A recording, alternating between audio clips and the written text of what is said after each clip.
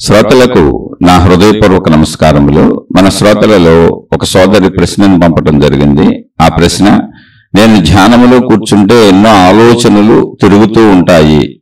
నాది ఒక చిన్న మనవి, సంకల్ప బలము గురించి ఒక వీడియో చేయగలరు? ఇక్కడ వీరి ఉద్దేశము సంకల్ప బలము అంటే మనను మనం కంట్రోల్ చేసుకోగలుగుతాం. అంటే ఆలోచనలు ఎన్నో ఆగకుండా తిరుగుతూ ఉంటున్నాయి కనుక సంకల్ప బలం సరిగా ఉంటే మనం స్థిరంగా ఉండొచ్చు అనేటువంటి విషయాన్ని, అలాగే మనం అన్ని విషయాలలో సంకల్ప బలాన్ని గురించి ఒక వీడియో చేయండి అని వీరి ఉద్దేశముగా భావించుకుంటున్నాను. ఎందుకంటే ధ్యానాన్ని అడిగారు కాబట్టి, ధ్యానంలో ఒక స్థిరత కుదరటం లేదు కాబట్టి, ఆలోచనలు తిరుగుతున్నాయి కాబట్టి, సంకల్ప బలం తక్కువ ఉందేమో, సంకల్ప బలం ఎక్కువ ఉంటే ఇవన్నీ కుదురుతాయేమో అటువంటి ఉద్దేశంతో అడిగారని భావించుకొని దాని గురించి విశ్లేషించుకునే ప్రయత్నం చేద్దాం. నేనైతే అలా అర్థం చేసుకొని చెప్తున్నాను. ఇప్పుడు ఇక్కడ సంకల్పము అంటే అనుకోవటము. అయితే అనుకుంటున్నామా, అనిపిస్తుందా? ఇక్కడ జాగ్రత్తగా గమనించండి. అనుకుంటున్నామా, అనిపిస్తుందా? సహజంగా మీరు గమనించి చూసుకోండి. న్యాచురల్గా అసలు మనం శరీర పనితీరును గమనిస్తే, ఇప్పుడు ఆల్రెడీ మనం పెద్దవాళ్ళం అయిపోయి ఉన్నాం. ఒక స్థితిలో ఉండి చెప్పుకుంటూ, వింటూ, ప్రశ్నలు వేసుకుంటూ, సమాధానాలు చెప్పుకుంటూ, ప్రయత్నిస్తూ సాగుతున్నాం. ఇక్కడ గమనిస్తే మనకి సంకల్పములు పుడుతున్నాయా, లేదా సంకల్పము మనం చేసుకుంటున్నామా? మీరు ఒకసారి గమనించి చూడండి. లోపల ఎక్కడి నుంచి గమనించాలి మనం అంటే, మెలకువ. గమనిక ఎప్పుడు మెలకువతో మొదలవ్వాలి. ఎందుకని? రాత్రి గాఢ నిద్రపోయాక మనకేమీ తెలియదు. తెలుస్తున్న స్థితి ఏమిటి, అక్కడి నుంచి మెలకువ.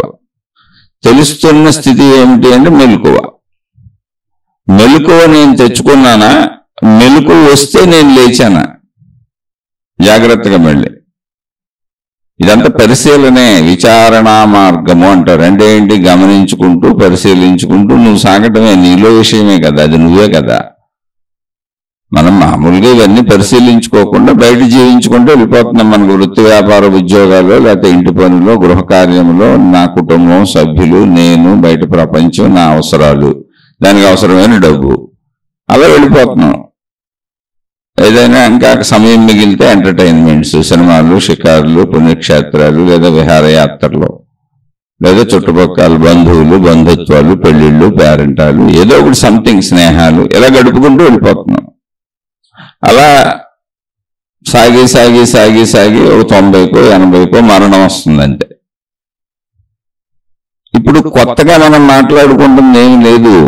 మనం పరిశీలించుకోకుండా వదిలేసిన మనలో విషయాలనే, మనకు సంబంధించిన విషయాలనే, ప్రత్యేకంగా వ్యక్తిగతమైన విషయాలనే, అసలు రెండవ మనిషికే సంబంధం లేని మనకు పూర్తిగా సంబంధం ఉన్న విషయాలను మాట్లాడుకుంటున్నాం అంతే. అదేమి కొత్త విషయం కాదు. అసలు పరిశీలించుకుంటే మనకే అర్థమవుతుంది. మనం పరిశీలించుకోకుండా వెళ్ళిపోతున్నాం అంతే. అందుకని ఇక్కడ నాకు మెలకు వచ్చిందా, నేను మేలుకున్నానా? ముందు పరిశీలించండి, జాగ్రత్తగా పరిశీలించండి. నాకు మెలకువ వచ్చిందా, నేను మేలుకున్నానా? అంటే నేను ఉద్దేశపూర్వకంగా కావాలని మేలుకున్నానా? నాకు మెలకువ దానంతట అదే వస్తున్నదా? సహజంగా అయితే ఏం జరుగుతుంది? ఒకసారి మీరు మిమ్మల్ని గమనించుకోవాలి. ఇది రోజు దీర్ఘంగా చేయాలి. నేను ఏదో ఒక శీర్షిక చెప్పి వదిలేస్తాను. అనేక సార్లు మననం చేసుకోవాలి. ఆ స్థితిలోకి వెళ్ళాలి, ఆ స్థితిని అనుభవించాలి, అక్కడ పరిశీలించాలి ఏం జరుగుతుంది సహజంగా అయితే. ముందు సహజత్వాన్ని తీసుకోండి. అంటే మెలకువ దానంతటది వస్తున్నది. అలాగే నిద్ర కూడా దానంతటది వస్తున్నది. నేను నిద్రపోదాం అనుకుంటే నిద్రపోగలనా? మనం ఒక షెడ్యూల్ పెట్టుకొని, నిద్ర అనేది సహజంగా శరీరంలో వస్తుంది కనుక, దానంతటది నిద్ర వచ్చేస్తుంది కనుక మనం నిద్రకి ఉపక్రమిస్తాం, ప్రయత్నిస్తాం. మనం ఒకవేళ ప్రయత్నించినా నిద్ర రాకపోతే నిద్రపోగలమా మనం? అంటే ఏంటి? నిద్ర రావటం, మెలకువ రావటం, నిద్రపోవటం, మెలకువ రావటం, ఇవన్నీ శరీర సహజ స్థితులు. దానందరూ జరిగిపోతూ ఉంటుంది. ఇప్పుడు మెలకువ అనేది ఏంటి చెప్పండి? అసలు మెలకువను పరిశీలించండి. మెలకువలో నేను అనేటువంటి ఒక భావన తెలుస్తుంది. దాన్ని ఇంకా సూక్ష్మంగా మూలంగా వెళ్ళి మొట్టమొదటి మెలకువను పరిశీలించండి. మెలకువలో చాలా స్థితులు ఉన్నాయి. ఒట్టి మెలకువ అని మనం లేచేసి మామూలుగా వెళ్ళిపోతుంటాం, లేదా బద్ధకంగా కాసేపు అటు ఇటు డొల్లేసి కాసేపు పడుకొని మళ్ళీ లేచి వెళ్ళిపోతే మళ్ళీ మామూలు జీవితం జీవిస్తాం. దాన్ని భౌతికము అన్నారు. భౌతికం అంటే ఏమి లేదు, నా లోపల ప్రక్రియలను నేను పరిశీలించుకోవట్లేదు. నా శరీరము కానీ, నా మనసు కానీ, నా బుద్ధి కానీ, నా అహంకారము కానీ, నా ప్రాణశక్తి కానీ, అలా నాకు సంబంధించిన విషయాలను నేను పరిశీలించుకోకుండా జస్ట్ ఈ శరీరము నేను, మొత్తం నేనే, అన్ని మనసు నేనే, అహంకారం నేనే, వాటిని పరిశీలన చేయట్లా. నేను అనుకుంటూ ముందుకు వెళ్ళిపోతున్నా. ముందుకంటే బయటికి, శరీరము నుండి బయటికి. శరీరము నుండి బయటకే కుటుంబ సభ్యులైనా, ఓ భార్య అయినా, భర్త అయినా, పిల్లలైనా, స్నేహితులైనా, వస్తువులైనా, విషయాలైనా, వృత్తి వ్యాపార ఉద్యోగాలైనా, దేవుడైనా, మతమైనా, ప్రార్థనాలయాలైనా, గురువులైనా, జ్ఞాన గ్రంథాలైన, బోధలైన అన్ని శరీరము నుంచి బయటికి. ఇవన్నీ ఏం చేస్తున్నాయి? శరీరం నుంచి బయటికంటే అది కంటితో చూడటం. మీ కుటుంబ సభ్యులను చూసారా? ప్రార్థనాలయాన్ని చూసారా? అందులో దేవుణ్ణి చూసారా? గురువుని చూసారా? మాతాజీని చూసారా? శరీరానికి ఏం పని లేదు, వాళ్ళతో పని లేదు. చూసింది, బయటికి వెళ్ళింది అంతే. అలాగే బయట నుంచి విన్నదంతే, బయట నుంచి తిన్నదంతే. ఇప్పుడు మీరు ప్రసాదం తిన్నారా? ప్రార్థనాలయంలో పెట్టిన ప్రసాదం తిన్నారా? ప్రసాదం అనే పేరుతో తిన్నారా? లేదా మీరు మామూలుగా మీకు నచ్చిన వస్తువులు కొనుక్కొని తిన్నారా? దాంతో సంబంధం లేదు. దానికి తిన్నది రుచి తెలిసిందంతే దానికి. అలా వాసనలో మీరు ప్రార్థనాలయాల్లోనో, దేవుడి దగ్గర, లేకపోతే గురువులు మతాల దగ్గర, మఠాలు పీఠాల దగ్గర, లేదా మీకు సంబంధించిన ఇతర మతస్థులు ఎవరైనా ఇంకా రకరకాల పేర్లతో ఉంటే ఆ మత ప్రార్థనాలయాల్లోనో అక్కడ వెలిగించినటువంటి సాంబ్రాణిలో, అగరబత్తీలు, ఆ ప్రార్థనాలయానికి సంబంధించినటువంటి విషయాల దగ్గర అద్భుతమైన పరిమళాలు వెదజల్లే వాసనలు చూసారా? మీరే మీ ఇంట్లో సెంట్లు, పెర్ఫ్యూమ్లు కొట్టుకున్నారా? మీరు మీ వస్త్రాలకు చక్కటి పెర్ఫ్యూమ్లు కొట్టుకుని బయటకు వెళ్ళారా? ఏ వాసనైనా దానికి అనవసరం, వాసన చూస్తుంది అంతే, వాసన తెలుస్తుంది. అలాగే స్పర్శలు, అది దేవుడి దగ్గర అయినా, గురువు దగ్గర అయినా, మతంలో అయినా, మత ప్రార్థనాలయాల్లో అయినా, అక్కడ ఎండ వేడి తగిలినా, ఇక్కడ రోడ్డు మీద ఎండ వేడి తగిలినా, ఎక్కడ ఏదైనా స్పర్శ ఒకటే. అక్కడ నీటి స్పర్శ తగిలినా, ఇక్కడ నీటి స్పర్శ తగిలినా, అక్కడ గాలి స్పర్శ తగిలినా, ఇక్కడ గాలి స్పర్శ తగిలినా, అక్కడ అంటే దేవుడు, దేవత, మతము, మార్గము. ఎందుకని ఇది చెబుతున్నాను అనేది క్లారిటీ మీకు స్పష్టంగా చెబుతాను. ఎక్కడైనా స్పర్శలు ఒకటే, ఎక్కడైనా రుచులు ఒకటే, ఎక్కడైనా వాసనలు ఒకటే, ఎక్కడైనా దృశ్యాలు ఒకటే. మీరు గమనించి చూసుకోండి. శబ్ద, స్పర్శ, రూప, రస, గంధములు. ఎక్కడైనా శబ్దములు ఒకటే, ఎక్కడైనా స్పర్శలు ఒకటే, చలి, ఎండ, వాన, ఎక్కడైనా దృశ్యాలు ఒకటే, అన్నీ అంతే. అది మీరు ఎక్కడ చూశారనేది ఏమి లేదు దానికి. శరీరం ఒక గ్రహణ యంత్రము. మీరు ఏం చూస్తే అది గ్రహిస్తుంది. గ్రహించినవన్నీ మనసుకు అయిపోతూ ఉంటాయి. సహజముగా జరిగేది ఇది. అయితే ఇది ఎందుకు చెప్పాను? ఎక్కడైనా, అటు దేవుడైనా, ఇటు మన ఇల్లైనా అని ఎందుకు చెప్పాను? మన ప్రార్థనాలయాలైనా, మన ఇల్లైనా, బయట ప్రపంచమైనా అని ఎందుకు చెప్పాను అంటే, మీరు దేవుణ్ణి జీవితంలోంచి విడదీయకూడదు. మీరు లేకపోతే అసలు ఏమి లేదు ఇక్కడ. మీరు లేకపోతే దేవుడు లేదు, దైవము లేదు, మతము లేదు, మార్గము లేదు, గురువు లేడు, అసలు ఇల్లు లేదు, కుటుంబం లేదు, అసలు సృష్టి లేదు. సృష్టి సహజముగా సృష్టించిన సృష్టిలో దేవుణ్ణి సృష్టించుకుంది మనిషి, ప్రార్థనాలయాలు కట్టుకుంటుంది మనిషి, మతాలు సృష్టించుకుంది మనిషి. అది ఒక పెద్ద గొప్ప విశేషమైన జీవితం అని అనుకోబాకండి. మనుషులు క్రియేట్ చేసుకున్నారు. మానవ జీవితం అదే శరీరం ఉంది అందరికీ. కొంతమంది మనుషులు అలా ఏర్పాటు చేసుకున్నారు. మనుషులు ఏర్పాటు చేసుకున్న వ్యవస్థ మత జీవితం. మతం పేరుతో కొన్ని వ్యవస్థలు పెట్టుకున్నారు, ఆచార సాంప్రదాయాలు పెట్టుకున్నారు. అంతే, అంతకు మించి ఏమి లేదు. మనం డ్రెస్సులు అనేక మారుస్తూ ఉంటాం, వాళ్ళు మా మతానికి ఇలా ఉండాలని పెట్టుకున్నారు. మనం క్రాఫ్ట్లు అనేక రకం మారుస్తూ ఉంటాం, గడ్డాలు అనేక రకాలు మారుస్తూ ఉంటారు. స్త్రీలు అనేక అలంకరణ సామగ్రులు బోర్డు మారుస్తూ ఉంటారు. అలా ఎవరి మతానికి వాళ్ళు ఈ మీసాలు గడ్డాలు అలంకరణలో, దేహాలంకరణలో కొన్ని వెరైటీలు పెట్టుకున్నారు. అలాగే వాళ్ళ యొక్క క్రియలు ఆచార సాంప్రదాయాలుగా పెట్టుకున్నారు. ఇవన్నీ మీరు నేను ఆధ్యాత్మికంలోకి వెళ్ళిపోయానని అనుకుంటున్నారని చెబుతున్నాను నేను. అందరూ ఇదే ఆధ్యాత్మికం అనుకుంటున్నారు. ఆ మతపు బట్టలు వేసుకోవటం, ఆ మతపు రంగులు, ఆ మతాన్ని ప్రచారం చేయటం, ఆ మతంలో తిరగటం, నా దేవుడే గొప్ప అంటాం, నా మతమే గొప్ప అంటాం, దానికి ఆధ్యాత్మికత అంటున్నారు. అది ఆధ్యాత్మికం కాదండి, అదంతా భౌతికమే. నువ్వు శరీరంతో చేసేదంతా భౌతికమే.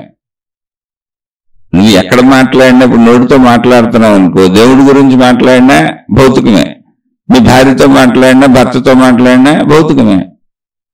అంటే నీకు అందుబాటుగా ఉన్నదంతా భౌతికమే. ప్లస్ ఇంకా మీరు గమనిస్తే అసలు మతం మనిషి తయారు చేసుకున్నాడు. ఇప్పుడు చెట్లు ఉన్నాయనుకోండి, సహజ సృష్టి. మనుషులు ఉన్నారనుకోండి, సహజ సృష్టి. అందుకని సహజత్వాన్ని తెలుసుకోండి అని చెబుతున్నా. సహజత్వం తెలియకుండా మీరు అసలు ఆధ్యాత్మికతను పొందలేరు. అసహజత్వ ఎరుకలోకి రండి. ముందు అసహజం ఏంటో తెలుసుకోండి, సహజం ఏంటో తెలుసుకోండి. అది మనలోనూ తెలుసుకోవాలి, బయట తెలుసుకోవాలి. మతములు అసహజములు, ప్రకృతి సహజంగా వచ్చినవి కాదు, అందుకే అనేకం ఉంటాయి. సహజములు ఏంటి? ప్రకృతి అంతా సహజం. చెట్లు ఉన్నాయి, మానవ జాతి ఉంది, జంతు జాతి ఉంది, సముద్రాలు ఉన్నాయి, నదులు ఉన్నాయి, అంటే నీళ్లు ఉన్నాయి, పంచభూతాలు ఉన్నాయి. ఇదంతా సహజం, సృష్టి సహజం. అలాగే మొత్తంగా చూసుకుంటే గ్రహాలు, గోళాలు, నక్షత్రాలు, భూమి లాంటివి కోటాను కోట్లు ఉన్నాయి. అది మనకు తెలియదు, సైన్స్ చెబుతుంది. అనుభవపూర్వక సత్యం కాదు, అది గ్రహించిన సత్యం. సైన్స్ చెప్తుంది అంతే. అంటే అంతరిక్షాన్ని పరిశోధించిన వాళ్ళు చెబుతున్నారు. అవి కూడా మనకి పూర్తిగా అనుభవం లేదు, కానీ నక్షత్రాలు కనపడతాయి మనకు రాత్రిపూట. అవి చాలా దూరంగా ఉండటం చేత అంటే చిన్న సైజులో కనపడుతున్నాయి. లేకపోతే అవన్నీ కూడా భూమి కంటే చాలా పెద్దవి, చాలా చిన్నవి, భూమితో సమానమైనవి, అలా ఎన్నో ఉన్నాయని చెబుతున్నారు. అవి ఎన్ని ఉన్నాయంటే కోటాను కోట్లు, లెక్కించడానికి గలివిగా అన్నీ ఉన్నాయి అన్నారు. అంత సృష్టి మనం ఒక్క భూమి మీద మాట్లాడుకుంటున్నాం. అందుకని ముందు సహజత్వాన్ని తెలుసుకోండి. మీరు మాట్లాడినా, చూసినా, శరీరంతో ఏ కదలికలు చేసినా, అది ఇంట్లో చేసినా, బయట ప్రపంచంలో వృత్తి వ్యాపార ఉద్యోగాలు ఏం చేసినా, సరదాగా సినిమాలు షికారులు ఏం చేసినా, లేదు ప్రార్థనాలయాలు, మతాలు, మార్గాలు, దేవుళ్ళు, దేవతలను చేసినా, అదంతా భౌతికమే. ఎందుకని? శరీర కదలికలు, మనో కదలికలు అవన్నీ. ఆధ్యాత్మికము అంటే ఏంటంటే మొత్తము సృష్టి మొత్తానికి ఆధారముగా ఒక శక్తి ఉన్నది అని చెప్పారు. ఆ శక్తి మనకు అనుభవం లేదు. అయితే అనుభవం లేదు కదా, అనుభవం లేని శక్తి గురించి ఎందుకు అనుకుంటామేమో అని మళ్ళీ చెప్పారు. లేదు, అనుభవం లేదంటే శక్తిగా నీకు అది కనపడదు, వినపడదు, శబ్దస్పర్శ రూపరసగంధములకు సృష్టి అందినట్టుగా అందట్లేదు. కానీ సృష్టి శక్తి ఒకటే నాయన, నీలో ఉన్న ప్రాణశక్తే అది. సృష్టి శక్తిగా దాని ఏకత్వము భంగపడకుండా, దానిలో అనేకత్వము చొరబడకుండా, అది అనేకముగా ఉన్నదని అనిపించకుండా, మొత్తము సర్వము ఏకముగానే ఉన్నది, అందులో సృష్టి ఉన్నది. అది ఏకశక్తి, అఖండ శక్తి, అనంత శక్తి. అది ఏకము అనే భావన నీకు కలగాలని ఆత్మ అని పేరు పెట్టి దానికి ఈ అర్థం చెప్పామన్నారు. ఆ శక్తి ఏకము, ఉన్నదంతా ఒకటే శక్తి, అనేకంగా లేదు. నీకు సృష్టి అనేకంగా అనిపిస్తున్నది, కనిపిస్తున్నది, వినిపిస్తున్నది, తెలుస్తున్నది. కానీ సృష్టికే ఆధారమై సృష్టిని తనలో నిలుపుకొని సృష్టి మొత్తం తాను నిలిచి సృష్టిని నిలిపి ఉంచినటువంటి శక్తి ఏది ఉన్నదో ఆ సృష్టి శక్తి, విశ్వశక్తి, ప్రకృతి శక్తి ఏది ఉన్నదో అది ఏకశక్తి. అంటే నీలోనే ఏకత్వము అనేకత్వము కలిసే ఉన్నవి. ఇది నీకు అర్థం కావట్లేదు, ఎందుకనంటే నేను నువ్వు పరిశీలించుకోవటం లేదు కనుక. అది వాళ్ళు చెప్పింది. అందుకని దానిని ఆత్మశక్తి అన్నాము. నిన్ను నువ్వు ఆత్మశక్తి అన్నప్పుడు ఏకశక్తి. నిన్ను నువ్వు పరిశీలించుకోవట్లేదు, మనిషిని అని అనుకుంటూ తిరుగుతున్నావు కనుక నీలో ఉన్న శక్తికి ప్రాణశక్తి అన్నాము. ఆ పరిశీలించని మనుషులు ఏమన్నారు, మనిషి ప్రాణం పోయింది, మనిషి చనిపోయాడు అంటున్నారు. అది పరిశీలించుకోకపోవడం వల్ల మీరు అనుకుంటున్నారు అంతే. ప్రాణము పోవటము లేదు, రావటము లేదు. శరీరములు ఒక స్థితిలో శిథిలత్వాన్ని పొంది పంచభూతాల్లో కలిసిపోతాయి. అవి పంచభూతాలతోనే ఏర్పడినవి. ఇదంతా మీకు తెలియాలి అంటే మీ గురించి మీరు తెలుసుకోవాలి. అలా మీ గురించి మీరు తెలుసుకోవాలి అంటే ఆ శక్తి గురించే తెలుస్తుంది, ఇంకా తెలిసేది ఏముండదు. మిమ్మల్ని మీరు తెలుసుకుంటూ వెళితే మీరు శక్తి స్వరూపులని తెలుస్తుంది. ఆ ఏకశక్తి అని తెలుస్తుంది. అది విభేద శక్తి కాదు, అనేకంగా లేదు, ఏకము అని తెలుస్తుంది. ఎప్పుడు పరిశీలించుకుంటే మిమ్మల్ని మీరు, అది కూడా తీవ్రంగా చక్కగా నిజాయితీగా మంచిగా పరిశీలించుకుంటే, మళ్ళీ ఒక పట్టుదలతో పరిశీలన అనేది కరెక్ట్గా సాగితే తెలిసేటువంటి అనుభవం. అది మీరే పొందుతారు అనుభవాన్ని. అది మీ స్వీయ అనుభవం. ఎవరికి వాళ్ళకి ఆ అనుభవం మనుషులందరికీ కలుగుద్ది. మిగిలిన జీవులకి కలుగుతుందో లేదో మనకు తెలియదు, మనుషులకైతే కలుగుతుంది. సరే, మనుషులకే కలుగుద్ది, మిగిలిన వాటికి కలగదో అనేటువంటి విషయాల్ని మనుషులే గ్రంథాలుగా రాశారు. సరే, అది గొడవ మనకి ఎందుకు? ఇప్పుడు మనం మనిషి, అది మన అనుభవ సత్యం కాదు. మనం మళ్ళీ ఒక జంతువు అయితే, ఆ జంతువుగా పుడితే అప్పుడు మన భావాలు ఎలా ఉన్నాయో మనకు అర్థమవుద్ది. విడిగా అర్థం అవుతుంది కదా, అందుకని వాటిని వదిలేద్దాం, మనం మనుషులుగా తెలుసుకున్నాం. కాబట్టి దానికి ఆత్మ అని పేరు పెట్టాం. నీలో ఉన్న ప్రాణశక్తే ఆత్మ. నీకు తెలియదు కనుక ప్రాణశక్తి అని చెప్పాం అంతే. అందుకని నీలో ఉన్న ఆత్మను నువ్వు తెలుసుకునే ప్రయత్నం చేస్తున్నావు కనుక దాన్ని సంపూర్ణంగా తెలుసుకుంటే తప్ప, పరిశీలించుకుంటే తప్ప నిన్ను నువ్వు అర్థం కాదు కనుక ఇదంతా ఆత్మగూర్చిన అధ్యయనము. నువ్వు ఎన్ని రకాలుగా చేస్తావు. శరీరాన్ని పరిశీలించు, మనసును పరిశీలించు, అహంకారాన్ని పరిశీలించు, బుద్ధిని పరిశీలించు, నీలో ఉన్న సమస్త గుణములను, స్వభావములను, ఆలోచనలను, జ్ఞాపకాలను ఎన్నుండి అన్నింటిని పరిశీలించు. అవన్నీ ఎలా పనిచేస్తున్నాయి చూడు. వీటన్నింటికి ఆధారం ఏంటో పరిశీలించు. ఆధారమైన ప్రాణశక్తి ఎలా ఉందో పరిశీలించు. అసలు మరణం అంటే ఏంటో పరిశీలించు. పుట్టుకంటే ఏంటో పరిశీలించు. మధ్యలో జీవితం ఏంటో పరిశీలించు. జీవితానికి అవసరమైన ఎన్ని అవసరాలు ప్రకృతి నుంచి గ్రహిస్తున్నామో అవన్నీ ఏమవుతున్నాయో పరిశీలించు. మొత్తం పరిశీలించు.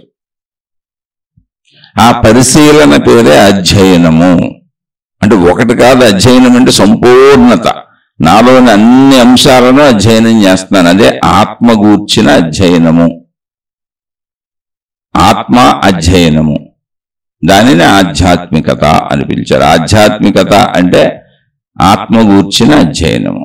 ఎక్కడ జరుగుతుంది? మొత్తం నా లోపల జరుగుతుంది. నా శరీరం నుంచి నా లోపలికి వెళ్ళాలి. నా శరీర పనితీరు ఏంటో గమనించుకోవాలి. బయటకు వెళ్ళేది ఏం లేదు, అసలు ఇంద్రియాలతో పని లేదు. మరి దీనికి పనికొచ్చే వస్తువు ఏంటి నాలో అంటే కేవలం జ్ఞానం ఒక్కటే. నాకు అసలు ఇంద్రియాలతో పని లేదు. ఇక్కడ నా శరీరాన్ని అసలు నేను ఉపయోగించక్కర్లేదు. ఇక్కడ నా జ్ఞానముతో నా శరీరాన్ని, దాని పనితీరుని చూసుకుంటాను. నా జ్ఞానముతో నా మనసు దాని పనితీరు చూసుకుంటాను. నా జ్ఞానంతో నా అహంకారము దాని పనితీరు చూసుకుంటాను. నా జ్ఞానముతోనే సర్వము నాలో, నా ప్రాణశక్తి వరకు మొత్తము నాలో కలిగేవన్నీ, నా పుట్టుక, నా జననము, నా మధ్యలో జీవితములో నా స్వభావములు, నా గుణములు, నేను స్వీకరించే వస్తువులన్నీ ఏమవుతున్నాయి, నా ప్రయత్నములు, నా స్వీకరణలు, అనుభవాలు మొత్తం అన్నింటినీ కేవలము నా జ్ఞానముతోనే పరిశీలిస్తాను. ఇక్కడ జ్ఞానం ఒక్కటే ఉపయోగపడుతుంది, ఇంకేది నీ పరిశీలనకి ఉపయోగపడదు. మామూలు భౌతిక జీవితం మామూలుగా జీవించుకో, అది సహజత్వము. భౌతిక జీవితం ఏంటి? ఇప్పుడు సహజత్వము. సహజత్వం అంటే ఏంటి? కాళ్ళు నడిచేలా పెట్టబడింది. కాళ్ళు నడుస్తే అంతే, చేతుల్లో కాళ్ళు పనిచేయలేవు. అలాగే చేతులు మామూలు పనులు చేస్తే కాళ్ళు నడవలేవు. కన్ను చూడగలదు, అది దాని సహజత్వము, ఇవ్వబడింది. అది మనం తెచ్చుకున్నది కాదు అసలు.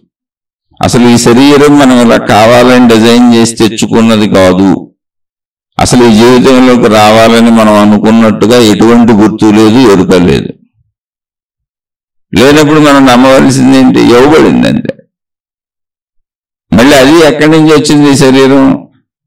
స్త్రీ పురుషులైన మన తల్లిదండ్రులు వాళ్ళ కామ కోరికలు తీర్చుకోవడానికి వాళ్ళు కలుస్తుంటే మనం పుట్టాం. అలా అని మళ్ళీ పోయిన వాళ్ళకి తెలుసు ఆ విషయం. అంటే అసలు స్త్రీ గర్భంలోకి వెళ్ళి అంటే కావాలి, ఇప్పుడు నాకు కొడుకు పుట్టాలి, నాకు కూతురు పుట్టాలి అని వాళ్ళిద్దరు కలవలా, శారీరక కోరికల కోసం కలిశారు. అప్పుడు మాతృగర్భంలోకి మనం ప్రవేశించి ఒక చిన్న వీర్యకణముగా అక్కడ మనం ఉన్నామనే విషయం తల్లికి కూడా తెలియదు. కొంతకాలం అయితే కానీ తల్లిలోకి శరీరంలో మార్పులు వస్తే కానీ తెలియదు తప్ప విడిగా మనం ఉన్నామని అసలు తెలియదు. తర్వాత శారీరక మార్పుల వల్ల నాలో బిడ్డ ఎదుగుతున్నది అని తెలుస్తుంది అంతే.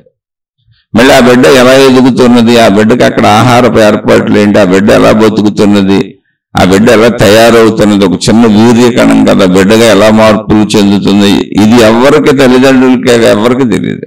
తన సొంత శరీరంలోనే జరుగుతున్న తల్లికి కూడా తెలియదు. అంటే ఇదంతా ఒక ప్రకృతి చేసిన ఏర్పాటు అని తెలుస్తుందా లేదా?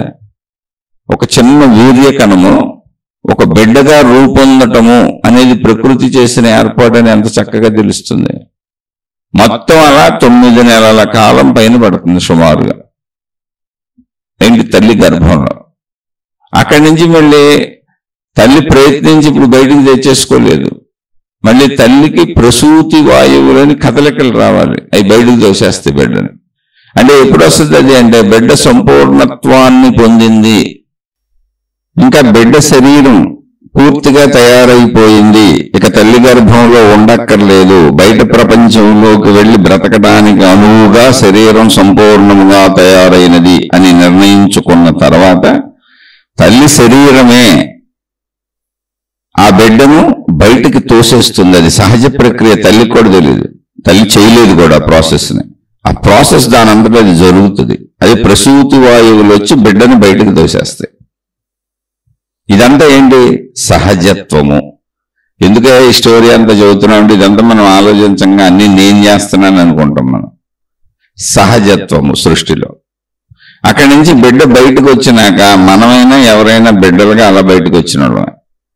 అక్కడి నుంచి బిడ్డ బయటకు రాగానే తల్లి స్తనములు, తల్లిలోని రక్తం పాలగా మారి స్తనముల ద్వారా బిడ్డకి ఆహారం ఇవ్వటానికి తల్లి శరీరమే రెడీ అయిపోతుంది. శరీరానికి అర్థమైంది నేను బిడ్డను బయటికి తోసేశాను, ఇప్పటి వరకు ఆ బిడ్డ నా మీద ఆధారపడి నా ఆహారాన్ని తీసుకుంది లోపల, ఇప్పుడు బయట కూడా ముందు కొంత నాతోనే కొనసాగాలి, ఎందుకంటే నాతో అనుబంధం ఉంది ఇక్కడ, అది స్లోగా బయట దాన్ని అలవాటు చేసుకోవాలి అని తల్లి శరీరంలోనే ఆ మార్పులు జరిగిపోతాయి. తల్లి పాలతో మొదలవుతుంది. అలా మొదలైంది. తర్వాత నిదానంగా ఇంకా బయట నుంచి వాయువు పీల్చుకుంటూ గాలి పీల్చుకుంటూ ఇలా స్లోగా ఇంకా అన్ని ప్రపంచానికి శరీరం అలవాటు అవుతుంది. ఇదంతా ఒక సహజత్వం. శరీరం అలా ఎదుగుతూ ఉంటుంది. గాలి పీల్చుకోవడం సహజత్వం, గాలి అక్కడ ఉంది పీల్చుకుంటున్నాం, అలా పీల్చుకోవాలని శరీర నిర్మాణ వ్యవస్థ ఉంది. అలా పంచభూతాలన్నీ మన శరీరాన్ని బతికిస్తూ ఉంటాయి. అలాగే చుట్టూ ఉన్న ప్రకృతిలో ఆహార పదార్థాలు మనం బతికిస్తూ ఉంటాయి. అలా చుట్టూ ఉన్న అనేక విషయాల ఆధారంగా మనం బతకటం, మనం జీవించటం, ఇక్కడ శరీరం దానంతటా అది మార్పు చెందటం, మనం తీసుకున్న ఆహార పదార్థాలు జీర్ణం అవటం, పచనం అవటం, శక్తిగా మారటం, రక్తంగా మారటం, మాంసంగా మారటం, ఎముకలుగా మారటం, వీర్యంగా మారటం, ఇదంతా సహజ ప్రాసెస్. మనకే తెలీదు సహజం అంటే ఏంటో తెలుసా? దానంతటా జరిగిపోతుంది ఆటోమేటిక్ మిషన్లా. ఇదంతా మనకు తెలుసా? మనలోనే జరుగుతుందిగా. అంటే మనకు తెలియదు. మనకు తెలియని విషయాలు మన జీవితంలో ఎన్నున్నాయి చూడండి. అసలు మన జీవితమే మనకు తెలియదు, మన కూర్చున్న ఏది మనకు తెలియదు. కానీ అంటే ఇది తెలియదు అన్నది ఏంటి నేను చెప్పేది? సహజత్వము. మొత్తం సృష్టితో కలిపి ఇలా సాగి వెళ్ళిపోతుంది. సృష్టి అంతా దాని నడకలో అది ఉంది. ఆ నడకలో మన జీవితం కూడా కలిసిపోయింది. అందుకని అదే సహజత్వము. సహజత్వం అంటే నా ప్రయత్నం లేకుండా దాని అంతటా జరుగుతున్న చర్యలు. అసలు జీవితంలో మెయిన్ అంశం అంతా సహజత్వంలో ఉంది, న్యాచురాలిటీ ఉంది, నేచర్తో కలిసి సాగిపోతుంది. మనకే తెలియదు మనలోవి అనేక విషయాలు. ఈ సహజత్వాన్ని ముందు గుర్తించడం మొదలు పెట్టాలి. అప్పుడు చుట్టూ ఉన్న ప్రకృతిని యాక్సెప్ట్ చేయటం వస్తుంది. లేకపోతే అన్ని నాకు అనుకూలంగా మలుచుకోవాలనిపిస్తూ ఉంటుంది. ఎప్పుడు మనుషులను అనుకూలంగా మలుచుకోవాలి, అన్నింటినీ వస్తువులు నాకు అనుకూలంగా కావాలి, ప్రకృతిని అనుకూలంగా మలుచుకోవాలి, విశ్వ ప్రయత్నం ఏదైనా మొత్తం నాకు అనుకూలంగా కావాలని అనిపిస్తుంది ఈ సహజత్వాన్ని తెలుసుకోకపోతే. ఈ సహజత్వాన్ని తెలుసుకుంటే అసలు ఇన్ని అనుకూలతలు ఉండబట్టే నేను బతుకుతున్నానని తెలుస్తుంది. అంగీకరించటం అనే స్వభావం వస్తుంది. అంగీకరించటము అనే స్వభావం వస్తుంది. ఎందుకని సృష్టిలో ఉన్నది ఇది. ఎండ వచ్చింది, అంగీకరించాలి. ఎండ వెళ్ళిపోయింది, చీకటి వచ్చింది, అంగీకరించాలి. ప్రకృతి మార్పులన్నీ అంగీకరించాలి. ఏం చేస్తావు? అంగీకరించక ఎలా మార్చగలవు? అంగీకరించే స్వభావం జ్ఞానం ద్వారా, అంటే నువ్వు పరిశీలించుకొని ఆ సహజత్వాన్ని గ్రహించడం ద్వారా సహజంగానే అంగీకరించడం వస్తుంది. ఓహో, ఇదంతా ఒక ప్రాసెస్లో సాగుతుంది కదా, నేను ఎందుకు కంగారు పడిపోతున్నాను, బాధపడిపోతున్నాను, దుఃఖపడిపోతున్నాను, నేనని శరీర భావనలో ఇరుక్కుపోయి మిగిలినవేమి తెలుసుకోకుండా ఎందుకు నాకు నేనే ఇన్ని గందరగోళాలు సృష్టించుకుంటున్నాను? ఆ సహజత్వంతో కలిసి సహజత్వముగా సాగిపోదాం అని తెలుస్తుంది. మనసు అంగీకరిస్తుంది దాన్ని. పరిమిత భావనల చేత ఆ సహజత్వానికి వ్యతిరేకంగా జీవిస్తున్నాం. మనం జీవించిన మనం ఏం చేయలేం. దుఃఖపట్టం తప్ప, బాధపడటం తప్ప, చెడు పనులు చేయటం తప్ప, తప్పుడు పనులు చేయటం తప్ప ఏమీ చేయలేం. చెడులోకి వెళ్దాం అంతే తప్ప దాన్ని మనమేం మార్చలేం. ఇప్పుడు మన శరీర ఎదుగుదల ఉంది, మానవ జాతి మొత్తానికి ఒకలానే ఉంటుంది, జంతు జాతి మొత్తానికి ఒకలానే ఉంటుంది. అంత క్రమశిక్షణ, ఒక పద్ధతి, అదే సహజత్వము. ఆ సహజత్వమే న్యాచురాలిటీ, అదే నేచర్. నేచర్ అంతా న్యాచురల్గా ఉందంతే. దాని పనిలో అది వెళ్ళిపోతుంది, మొత్తంగా కలిసిన ప్రణాళిక అది. అందులో మనం కూడా ఉన్నాం. అది తెలియాలి ముందు మనిషికి. అలా జీవితం సాగిపోతూ శరీర ఎదుగుదల, పెరుగుదల, తరుగుదల, మన చుట్టూ ఉన్నటువంటి భౌగోళిక పరిస్థితులను బట్టి మన శరీరంలో ఆరోగ్యాలు, అనారోగ్యాలు, మనం తీసుకునే ఆహార పదార్థాలను బట్టి ఆరోగ్యాలు, అనారోగ్యాలు, ఇలా అవి కూడా సహజత్వమే. అక్కడ అనారోగ్యము రాకుండా అలా జీవించాలో ట్రై చేయను. ఎంత ట్రై చేసినా భౌగోళిక పరిస్థితుల్లో వస్తాయి. ఇప్పుడు ఏదో వైరస్ ఉంటాయి, బ్యాక్టీరియా ఉంటాయి, వాటి వలన వచ్చేటిని మనమే ఆపలేం. ఎందుకంటే అసలు మన కంటికే కనబడవు. మనంతట మనం చేసుకునే, అంటే ఒకే దాన్ని అధికంగా తినటం, తినకూడనంత ఎక్కువ తినేయటం, లేదా అసలు తినకుండా ఉండటం, లేదా తినకూడనటువంటి సరిపడని పదార్థాలు తింటే ఇవి మన స్వయంకృత అపరాధాలు. కానీ మామూలు సహజత్వాన్ని తప్పించుకోలేవు. అలాగే మరణం అనేది ఒక సహజత్వం. పుట్టుక ఎంత సహజమో మరణం అంత సహజం. అది ఎప్పుడవుద్దో మళ్ళీ మనకు తెలియదు, కానీ అది మన శరీరంలోనే జరుగుతూ ఉంటుంది. మరణము పూర్తి అవ్వడం అనేది ఎప్పుడు జరుగుతుంది అనేది సైన్స్ ఇంకా కనిపెట్టలేదు. కానీ కనిపెడితే మనిషి యొక్క కణజాలం ఏదుందో ఆ కణజాలాన్ని పట్టుకొని, ఆ డిఎన్ఏని పట్టుకొని, మనిషిలో ఉన్న అణువులో కణాలు ఏ పేరు పెడతారు సైన్స్లో, ఆ డిఎన్ఏని పట్టుకొని మనిషి ఆయువును కూడా నిర్ధారించవచ్చు. అంత దూరం సైన్స్ వెళ్ళలేదు. ఎందుకంటే మన మరణము అనేది ప్రాణం పోవటము అనేటువంటి ప్రాసెస్లో జరగట్లేదు. ప్రాణం పోవటానికి రావటానికి ఏమీ లేదు అసలు అక్కడ. మన శరీరము తనలో శక్తిని నిలుపుకొని, ఉంచుకొని, వాడుకునే శక్తిని కోల్పోయింది. ఇప్పుడు ఒక బెలూన్ ఉంది, బెలూన్లో గాలి ఊదాం. బెలూన్ను గాలిని తనలో ఉంచుకోగలిగినంత కాలము అది పైన గాలిలో ఎగురుతూ ఉంటుంది. బెలూన్ ఉంచుకోలేక చిల్లు పడిపోయింది, సాగింది, ఏదో సంథింగ్ జరిగింది, బెలూన్ పగిలిపోయింది, ఇంకా అది కింద పడిపోద్ది. గాలి లేదు, అప్పుడు కూడా కింద పడిపోద్ది. మన శరీరములో కణజాలము అనేక అవయవములకు అందకపోవటం వలన వృద్ధాప్యం అంటే, వృద్ధాప్యంలో చూడండి, యవ్వనం జరిగిపోయి వృద్ధాప్యం అంటే ఏమవుతుంది? యవ్వనంలో బలంగా తయారైన శరీరము వృద్ధాప్యంలో మాంసాన్ని కూర్చుకోదు, సంతరించుకోలేకపోద్ది, చర్మం ముడతలు పడిపోద్ది, నునుపుదనం తగ్గిపోద్ది. ఎందుకని? మనం తింటున్నాంగా, అంతకంటే బాగా కూడా తింటాం ఒకవేళ అవకాశం ఉండి ఇస్తే.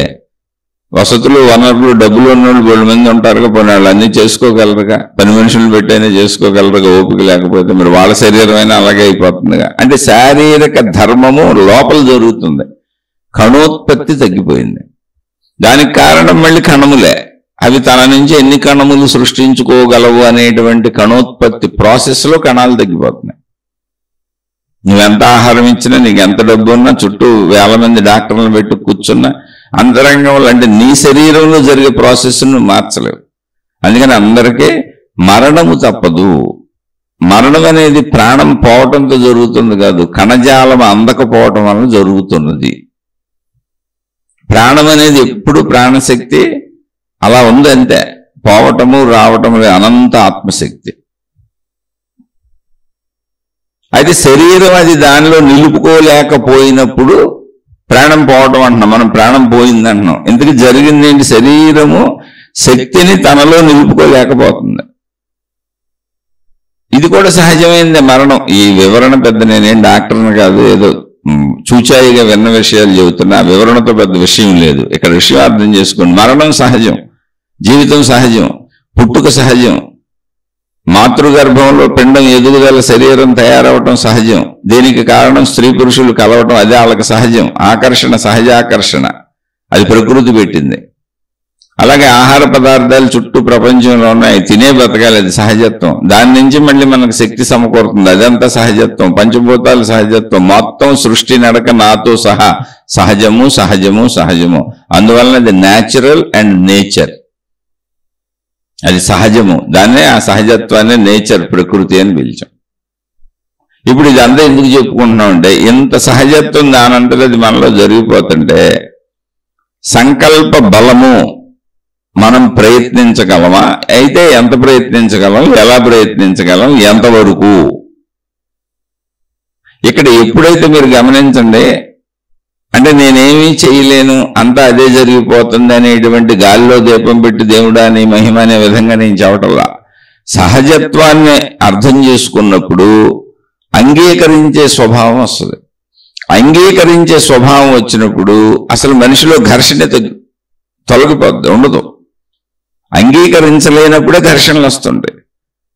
ఇంటర్నల్గా నాలో నేను కుమిలిపోయినా, ఇంకొకరితో ఘర్షణ పడినా, అంగీకరించలేనప్పుడు మొత్తం సహజత్వంగా వెళ్ళిపోతుంది. నేచర్ అని ఒక విశాల విశ్వం సహజత్వంతో సాగుతుందని, నా శరీరం, నా జననం, నా పుట్టుక, నా ఎదుగుదల, నా మరణం కూడా సహజత్వంలో కలిసిపోయి ఉన్నాయని, నేను తీసుకునే అన్ని రకాలమైనటువంటి ఉపయోగించుకునే ఆహార పదార్థాలతో సహా అన్ని వస్తువులు, విషయాలు, మనుషులు, ఈవెన్ శారీరక సంబంధాలు అన్ని సృష్టిలో ఏర్పరచబడి అందించబడుతున్నాయి.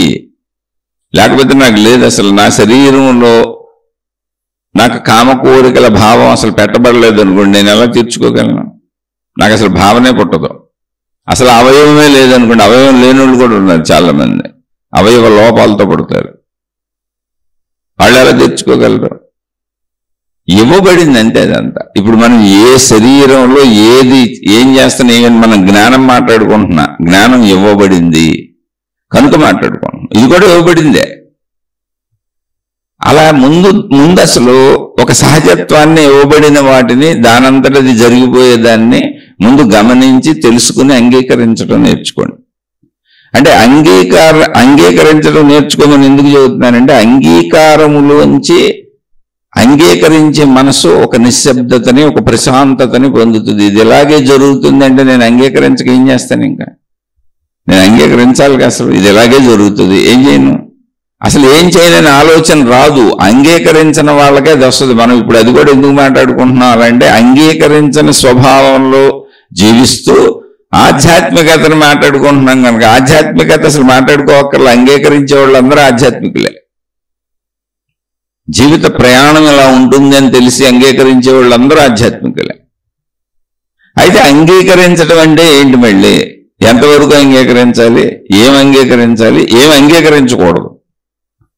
ఫస్ట్ ముందు అంగీకరించడం నేర్చుకో. నీ పుట్టుక నీ చేతుల్లో లేదు, నీకు అసలు తెలీదు. నీ శరీర ఎదుగుదల, నీ శరీర తయారీ నీకు తెలియదు, నీ చేతుల్లో లేదు. నువ్వు పుట్టిన తర్వాత మాతృగర్భంలోంచి బయటకు వచ్చినాక తల్లిదండ్రులు నిన్ను పెంచుతుంటే కొంతకాలం తర్వాత నీకు నేను అనే భావన స్థిరంగా కొద్ది కొద్దిగా ఏర్పడుతుంది. అది కూడా నీ ఇంద్రియాలు పనిచేస్తుంటే ఆ ఇంద్రియాలు పనిచేసి నువ్వు గ్రహించిన విషయాలు నీ లోపలికి వెళ్ళి శబ్దము ద్వారా, స్పర్శల ద్వారా, దృశ్యముల ద్వారా, వాసనల ద్వారా, రుచుల ద్వారా లోపలికి వెళ్ళి వాటిని గ్రహిస్తూ అవి దాచుకుంటున్నప్పుడు నేను మొదలైంది. నేను అలా మొదలవుతూ బలపడుతూ వచ్చింది. ఆ బలపడుతూ వచ్చిన నేను నిరంతరం బలపడుతూ వెళుతూనే ఉంది జీవన పర్యంతము. నేను పూర్తయిపోయిందని అనుకోబాకండి. బలపడటం అది జీవన పర్యంతము. ఆ నేను బలపడటం, బలహీనపడటం, బాధపడటం, దుఃఖపడటం, కష్టపడటం, ఇష్టపడటం, సుఖపడటం ఇవన్నీ ఆ నేనుకు సంబంధించినవే. మరణ దశ వరకు ఆ నేను అనేక మార్పులకు లోనవుతూనే ఉంటది. నేను అనుకుంటూ ఆ నేనులో అనేకాన్ని కలుపుకుంటూనే ఉంటది. సుఖమని, దుఃఖమని, ఇష్టమని, అయిష్టమని, కోరికని, కాదని. ఇది కూడా ఇవ్వబడింది. మళ్ళీ గమనించండి, ఇలా కలుపుకునేలా కూడా ఇవ్వబడింది, ఇష్టం అనుకునేలా కూడా ఇవ్వబడింది, అయిష్టం అనుకునేలా కూడా ఇవ్వబడింది, జ్ఞానంతో ఆలోచించి మనం తెలుసుకునేలా కూడా ఇవ్వబడింది. ఎంత అద్భుతం ఈ సృష్టి చూడండి. మన శరీరం ఎంత అద్భుతం. అలానే అద్భుతం అంటే మహిమలు మాయలు కాదు. అద్భుతం అని ఎందుకు చెబుతున్నామంటే మనం పరిమిత భావనతో శరీరం నేను అనుకొని జీవిస్తున్నాం కాబట్టి, నేను వేరు అనుకుంటున్నాం కాబట్టి, వాళ్ళంతా వేరు అనుకుంటున్నాం కాబట్టి, స్వార్థపూరిత చర్యలతో నేను నాది నా వాళ్ళు అనుకుంటూ అందరినీ విభేదించుకుంటూ, ఆఖరికి తల్లిదండ్రుల్ని విభేదించుకుంటూ, పిల్లల్ని విభేదించుకుంటూ, సొంత కాపురాలు చేసుకుంటున్న భార్యాభర్తలు సొంత ఇంట్లో వాళ్ళు సొంత వాళ్ళతోనే విభేదించుకుంటూ, మళ్ళీ కలిసే ఉంటాం, విభేదించుకుంటాం. చాలా చిత్రంగా ఉంటుంది మంది. అలా విభేదించుకుంటూ ఒకళ్ళ మీద ఒకళ్ళు ప్రేమలు కలిగి ఉంటూ, ద్వేషములు కలిగి ఉంటూ, ప్రేమలు కలిగి ఉంటూ, కోపములు కలిగి ఉంటూ, అలా విభేదించుకుంటూ వేరు భావన వలన ఇన్ని పుట్టుకొచ్చినాయి. ఎందుకని? ఇదంతా మనకు తెలియకపోవటం వలన, ఈ సహజత్వం మనకు అర్థం కాకపోవటం వలన. ఈ సహజత్వం ఏంటి అంటే ఏమీ లేదు, మనం ప్రకృతిలో కలిసిపోయి ప్రకృతితో కలిసి సాగిపోతున్నటువంటి వాళ్ళం. ఇది జ్ఞానపరంగా ఆలోచిస్తేనే అర్థమవుద్ది.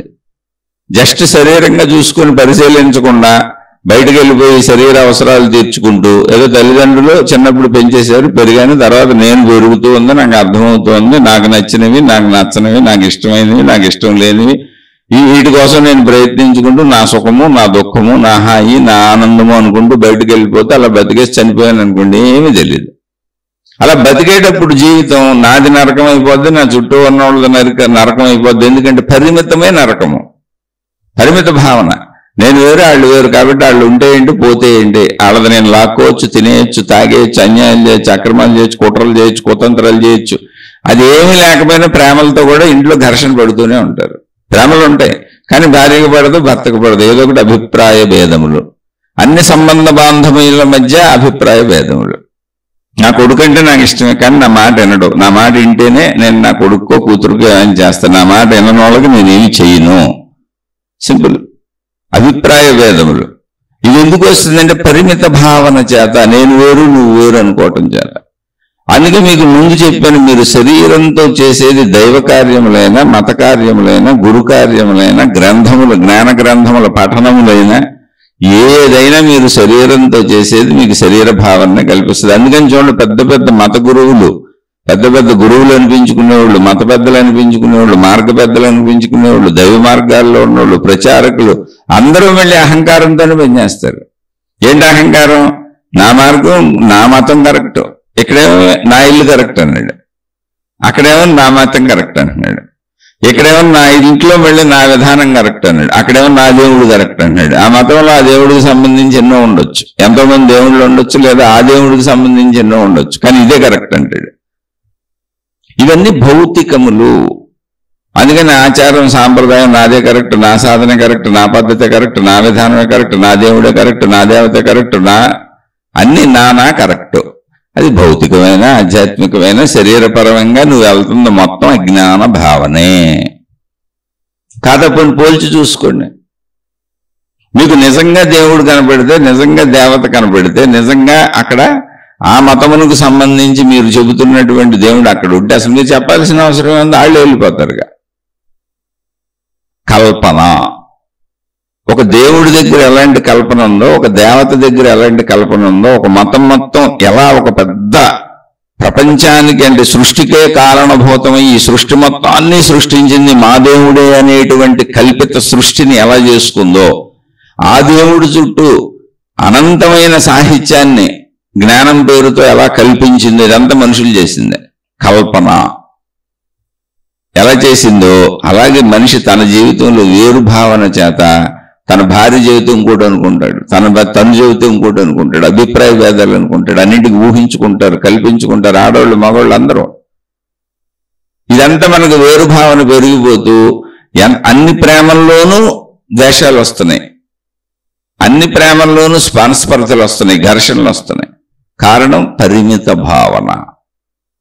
ఈ పరిమిత భావన కాకుండా నేను ముందు మాట్లాడానే సహజత్వమును అంగీకరించుట. సహజత్వం అంటే ఏంటి? న్యాచురల్. దాన్ని నేచర్ అన్నాడు. నేచర్ అంటే ఏంటి? దానంతటది సాగుతున్న సహజత్వం. మనం చేసేది ఏం లేదు అక్కడ, మనం కూడా అందులోనే కలిసిపోయి ఉన్నాం. ప్రకృతి. ప్రకృతి కృతి అంటే రచన. ప్రకృతి దాని రచన అదే చేసుకొని వెళ్ళిపోతుందంటే అది దానికి కారణం ఏంటంటే దాని రచన అదే చేసుకొని వెళ్ళిపోగలిగిన సాగిపోగలిగిన శక్తి దానిలో ఉంది. ఆ శక్తిని ఆత్మ అన్నారు, బ్రహ్మము అన్నారు, లేదా సైంటిస్టులు ఎనర్జీ శక్తి అన్నారు.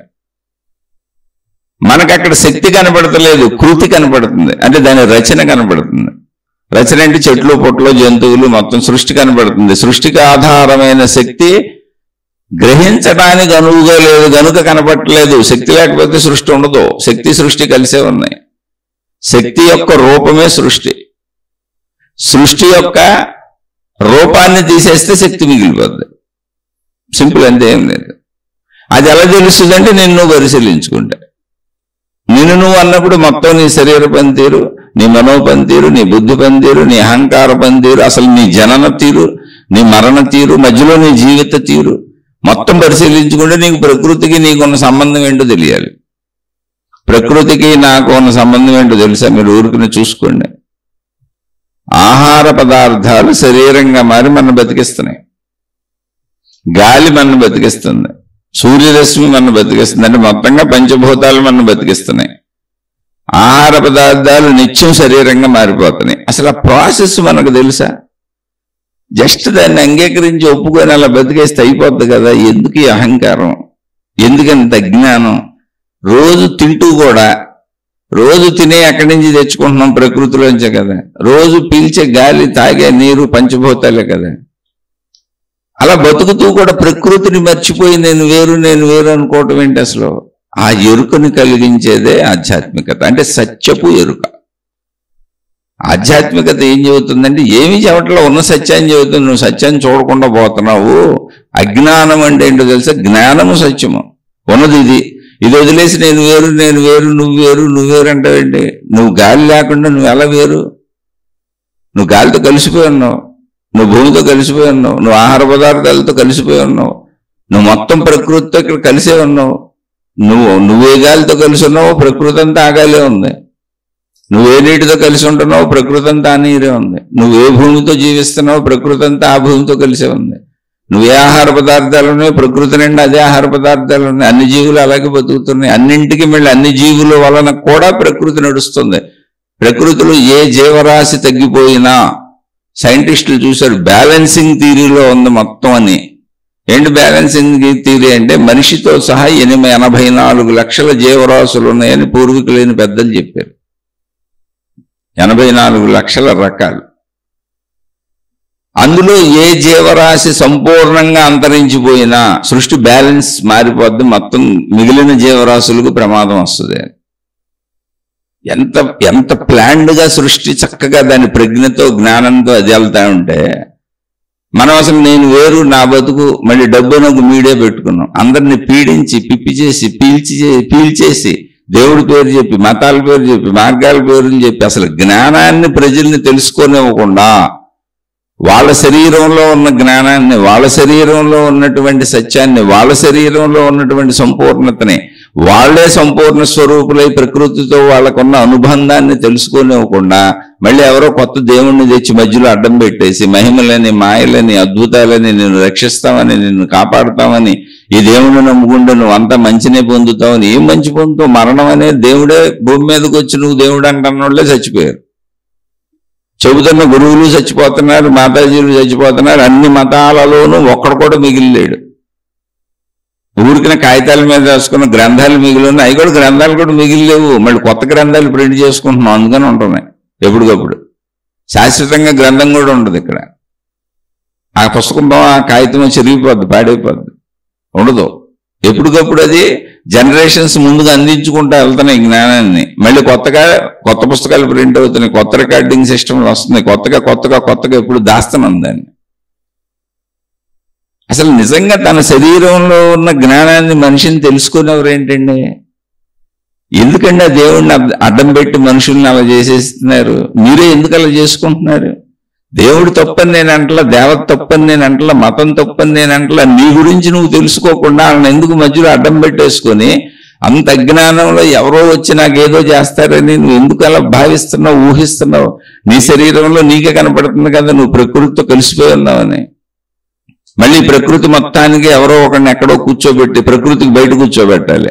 ప్రకృతికి బయట కూర్చొని ఎక్కడ కూర్చుంటాడు? దేవుడు కూర్చోడానికి ప్లేస్ ఏది? ఉన్నదంతా ప్రకృతేగా, ఉన్నదంతా యూనివర్సేగా, ఉన్నదంతా విశ్వమేగా, ఉన్నదంతా విశ్వశక్తిగా.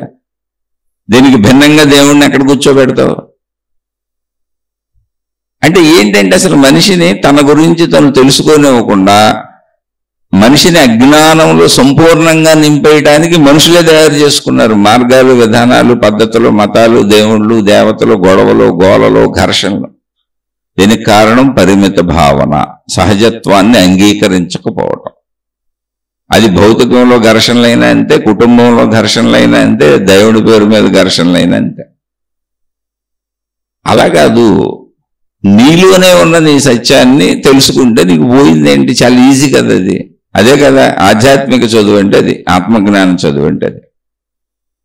అది చెప్పటానికి అర్థం కాని వాళ్ళకి విశ్వశక్తి అర్థం కావటం లేదని, దైవశక్తి అర్థం కావటం లేదని, అంటే ఆ శక్తి అంటే అర్థం కావటం లేదని, శక్తికి రూపం లేదు కనుక రూపాలతో నిరంతరం అనుసంధానం అయిపోయి జీవిస్తున్న జీవులు కనుక రూపాలను నమ్ముతూ పదార్థాలను, విషయాలను, వ్యక్తుల్ని, వస్తువుల్ని, పంచేంద్రియ గ్రహణ శక్తులకి రూపాలే ఆధారం గనుక ఆ శక్తిని కూడా కల్పనాత్మకంగా నీకు రూపంలో క్రియేట్ చేసి చూపించారు. అది నిజంగా ఉన్న రూపం అయితే నీకే కనపడేదిగా, నీకు కనపడేదిగా. నిజంగా ఉన్న రూపం చెట్లు కనపడుతున్నాయి, మనుషులు కనపడుతున్నారు, గ్రహాలు, గోళాలు కనపడుతున్నాయి. ఇన్ని కనపడుతున్నప్పుడు దేవుడు నిజమైతే నీకు కనపడ్డా కాదు, అది క్రియేషను. దేవుడు శక్తి స్వరూపుడు. ఆ శక్తి అంటే నీకు అర్థం అవటం లేదని మానవ రూపం ఇచ్చారు స్త్రీ పురుషులుగా. అంతే, అక్కడి నుంచి జ్ఞానం నేర్చుకొని నువ్వు శక్తికి వెళ్ళిపోవాలి, లేదా నిన్ను నువ్వు తెలుసుకుంటూ ప్రయత్నించుకోవాలి. నేను ముందు సృష్టితో కలిసిపోయి ఉన్నాను అనే ఒక విషయాన్ని అంగీకరించినప్పుడు నీలో ఒక శాంత స్వభావం, స్థిరత వచ్చేస్తుంది. ఎందుకని కలిసిపోయి ఉన్న ప్రకృతిలో వెళ్ళిపోతున్న రైల్లో కూర్చొని నేనేం చేస్తాను? వెళ్ళిపోతున్న రైలుకి నిర్ధారించిన గమ్యం ఉంది, నిర్ధారించిన పద్ధతులు ఉన్నాయి. ఎక్కడ ఎంతసేపు ఆగాలి, ఎక్కడ గమ్యం చేరుకోవాలి, ఎంత స్పీడ్లో వెళ్ళాలి, అన్నీ దానికి నిర్ధారించబడి ఉన్నాయి. దాని ప్రకారం అది వెళ్ళిపోతూ ఉంటుంది. వెళ్ళిపోతున్న రైల్లో కూర్చున్న ప్యాసింజర్ని నేను ఏం చేస్తాను? నేను నా స్టేషన్ వస్తే దిగటమే నేను చేయగలిగింది అంతే. ఈ లోపల కాదు, నేను కొంచెం ముందు వెళ్ళిపోతాను, అందరికంటే ముందు వెళ్ళిపోతానని రైలు బోగీలన్నీ దాటుకుంటూ వెనక బోగీల నుంచి ముందు దాకా వెళ్ళిపోయి నువ్వు ముందు బోగీలో పట్టుకొని ముందు బోగీని ముందుకు తోస్తున్నావు అనుకో, నీలాంటి వాళ్ళందరినీ రమ్మని మనం కొంచెం స్పీడ్గా దిగిపోదాం, స్పీడ్గా వెళ్ళిపోదాం రెండని అందరూ ముందు బోగీలను తోస్తున్నారు అనుకో, రైల్వే ప్రయాణికులందరూ వెళ్ళిపోద్దారు రైలు ముందుకి. అది పిచ్చితనం కాదా? అలాగే సాగిపోతున్న సృష్టిలో జీవులు దేన్ని తోస్తావు, ఎక్కడికి తోస్తావు, ఎక్కడికి వెళ్తావు? సాగట్లేదా సృష్టి? సృష్టి నీకు తెలియట్లేదు సాగుతున్నట్టు. ఆ సాగుదలలోనే నీకు జీవితం వచ్చింది, నీ జీవితం అంతమైపోద్ది. దాన్ని ఎక్కడ ఏ విధంగానూ ఆపలేవు. నువ్వు దాన్ని జస్ట్ గ్రహించి అర్థం చేసుకొని సాగటం తప్ప ఏ విధంగానూ ఆపలేవు. దాన్ని అంగీకరించు, దాన్ని తెలుసుకో. దాన్ని గమనించు. గమనిస్తే అంగీకార స్వభావం వచ్చేస్తుంది. అదే జ్ఞానము, అదే విజ్ఞానము. ఆ జ్ఞానము తెలిసిన మహర్షులు ఎలా కూర్చున్నారు? ప్రశాంతంగా కూర్చున్నారు, నిశ్చలంగా కూర్చున్నారు, నిర్మలంగా కూర్చున్నారు. కూర్చోడండి. ఇలా జ్ఞానం తెలిసిన మహాత్ములందరూ కూడా స్థిత ప్రజ్ఞత అంటారు దాన్ని. అంటే ప్రజ్ఞ స్థిరంగా ఉంది, వాళ్ళకి ఎగిసి పట్టలేదు, గందరగోళంగా లేదు. స్థిత ప్రజ్ఞులై అవసర కార్యాలు మాత్రమే చేస్తూ సృష్టిని అంగీకరిస్తూ వెళ్ళిపోయారు. అవసర కార్యాలు ఏంటి? మళ్ళీ అది కూడా సృష్టి పెట్టింది. ఆకలి అనే భావం కలుగుతున్నది కనుక నేను తినగలుగుతాను. ఆకలి భావం కలగకపోతే నేను తినలేను. నేను తినిన తర్వాత అది జీర్ణింపజేసుకుని శక్తిగా మార్చుకుంటున్నది. ఆ జీర్ణక్రియ జరగకపోయినా నేను తినలేను, ఇంకా అయిపోద్ది నా చాప్టర్ క్లోజ్. అలా నేను ఇక్కడ ఎంతకాలం ఉండాలి అనటానికి మొత్తం నా శరీర అవయవాలన్నీ కలిసి పనిచేస్తున్నాయి. బయట నుంచి నాకు కావలసినవన్నీ దొరుకుతున్నాయి. సృష్టితో అనుసంధానమై ఉన్నటువంటి వ్యక్తిని నేను సృష్టికి భిన్నము కాదని అంగీకార స్వభావం వచ్చినప్పుడు అసలు మనిషిలో ఘర్షణే ఉండదు. అందుకే మునులు, ఋషులు, యోగులు, తపస్సంపన్నులు, మహాత్ములైన వాళ్ళ చరిత్రలు వెనక్కి వెళ్ళి చదవండి. వాళ్ళు ఎవరి మీద ఎవరితోనూ ఘర్షణ పడరు. అసలు మహాత్ముల చరిత్రలు అన్నీ చదవండి. వాళ్ళ పేరు మీద మతాలు కూడా ఏర్పడినాయి. మళ్ళీ ఆ మతాల్లో కల్పితాలు మనవి తప్ప మహాత్ములన్నా మంచిగా చెప్పారు. అది కల్పితాలు. ఒకవేళ ఎక్కడన్నా మాయల మహిమలో అద్భుతాలు అని చెప్పారు అనుకోండి, అవన్నీ మనుషులు సృష్టించుకున్న కల్పితాలు. ఎందుకంటే మా మతం గొప్పదే అనేటువంటి భావన క్రియేట్ చేసి వేరు భావనలోకి తీసుకెళ్ళటానికి వేరు భావనతో ఉన్న జీవులు కనుక మా మతం గొప్పది, మా దేవుడు గొప్పడు అంటానికి అక్కడ మహిమలు అద్దేశారు. అవి లేవు, నిజంగా అసలు లేవు, జరగవు. అది సృష్టి అంతే. సృష్టి దాని పద్ధతిలో అది వెళ్తుంది. మనం వెళ్ళిపోతున్న రైల్లో ఉన్నాం, ఎగురుతున్న విమానంలో ఉన్నాం, అది ఆగితేనే దిగ్గలం. అలా అన్నింటికి నిర్ధారించబడుతున్నాయి. నడుస్తున్న బస్సులో కూర్చున్న ప్యాసింజరు తను దిగవలసిన స్టాప్ వస్తేనే దిగుతాడు. దానికి నిర్ధారణ ఉంది. దాని ప్రకారం అది వెళ్తుంది. దానికి టైమింగ్స్ ఉన్నాయి. దానికి అంతా నిర్ధారించింది. మనుషులు ఏర్పాటు చేసుకున్నటువంటి బస్సులు, రైళ్లు, విమానాలే అన్ని నిర్ధారించినట్టుగా నడుస్తూ ఉంటే సృష్టి ఇంకెంత నిర్ధారణలో ఉందో చూడండి. అందుకని ముందు అంగీకార స్వభావము అది వచ్చినప్పుడు జ్ఞానం అర్థమైందని అర్థం. మీరు అప్పుడు స్థిత ప్రజ్ఞులు అవుతారు. స్థిత ప్రజ్ఞత అంటే ఏంటి? ప్రజ్ఞ అంటే తెలివి, ఇంటెలిజెన్స్, మన ఆలోచనలు ఎగిసిపడటం. ఇదంతా గందరగోళంగా తయారవదు. స్థిత ప్రజ్ఞ నేను ప్రకృతితో కలిసి ఉన్నాను అని, ఆ ప్రకృతిలో అన్ని జీవులు అన్ని కలిసే ఉన్నాయి, కానీ శరీరపరంగా వేరుగా అనిపిస్తాయి. జ్ఞానపరంగా మొత్తం చూస్తే అంతా కలిసే ఉంది. నేను పీల్చే గాలి అందరూ పీల్చుకు బతుకుతున్నారు. అందరికీ అదే గాలి ఆధారం, అందరికీ అదే నీరు ఆధారం, అందరికీ అదే పంచభూతాల ఆధారం, అన్నిటికీ అవే ఆహార పదార్థాల ఆధారం, అందరికీ ఈ భూమి అనే ప్రకృతి ఆధారం, అందరికీ ఇంకా మాట్లాడితే మొత్తం యూనివర్స్ ఇదే ఆధారం, అన్నిటికీ అందరికీ ఉన్న అన్నిటికీ. అప్పుడు భిన్నత్వం ఎక్కడుంది? యూనివర్సులో ఉన్నాం. ఆ రైల్లో ఉన్న వాళ్ళందరూ ఆ రైలు ఎటు తీసుకుపోతే అటు పోవాల్సిన వాళ్ళే. విడివిడిగా మనుషులు కనపడవచ్చు, కానీ మొత్తంగా రైలుగా అది ఏకత్వము. భావన అంతేది మనకి.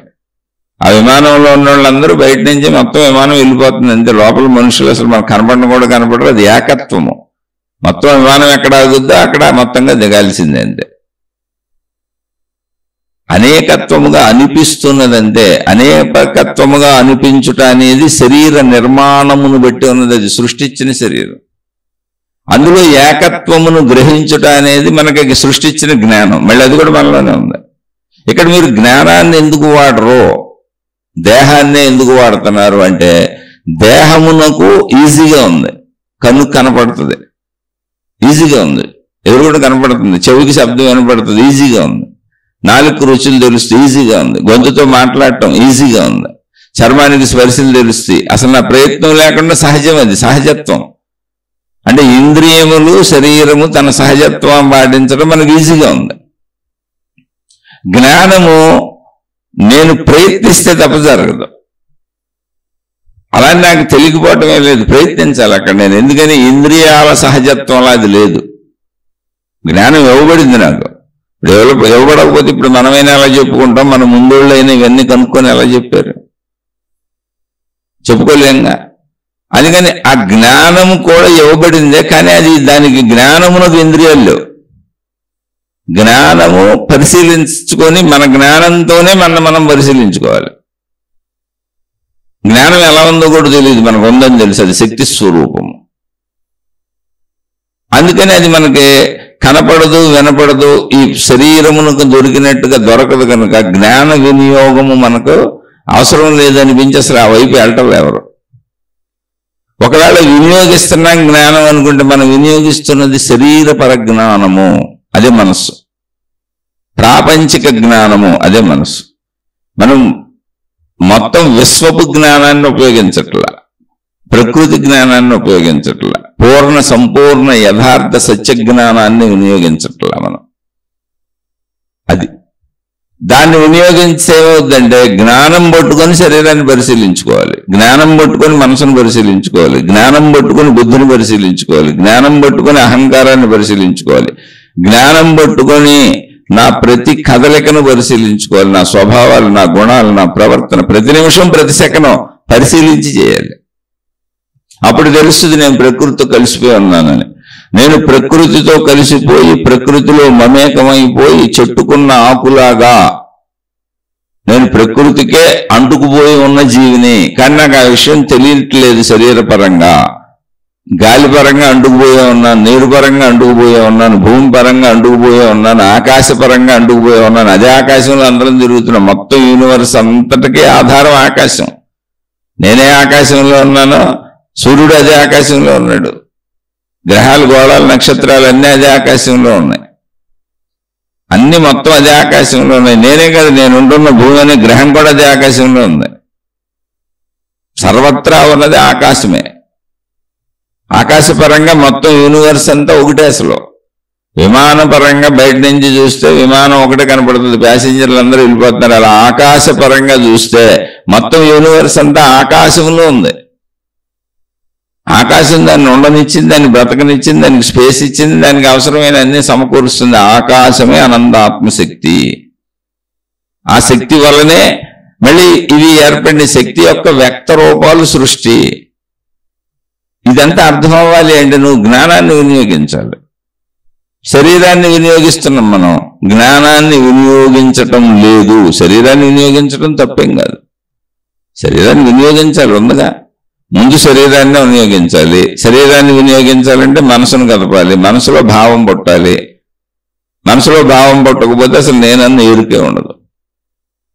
మళ్ళీ అది కూడా సహజత్వమే. అవన్నీ ఇదంతా సహజత్వమే. శరీరం ఇవ్వబడింది, మనసు తయారయ్యేలా ఏర్పాటు చేయబడింది, బుద్ధి పనిచేసేలా విచక్షణ జ్ఞానం చెప్పేలా ఏర్పాటు చేయబడింది. నా శరీరంలో అహంకారం ఏర్పడేలా ఏర్పాటు చేయబడింది. వీటన్నింటినీ పరిశీలించుకుని నేను ఎలా జీవించాలనే జ్ఞానము నేను జ్ఞానంతో ఆలోచించుకునేలా ఏర్పాటు చేయబడింది.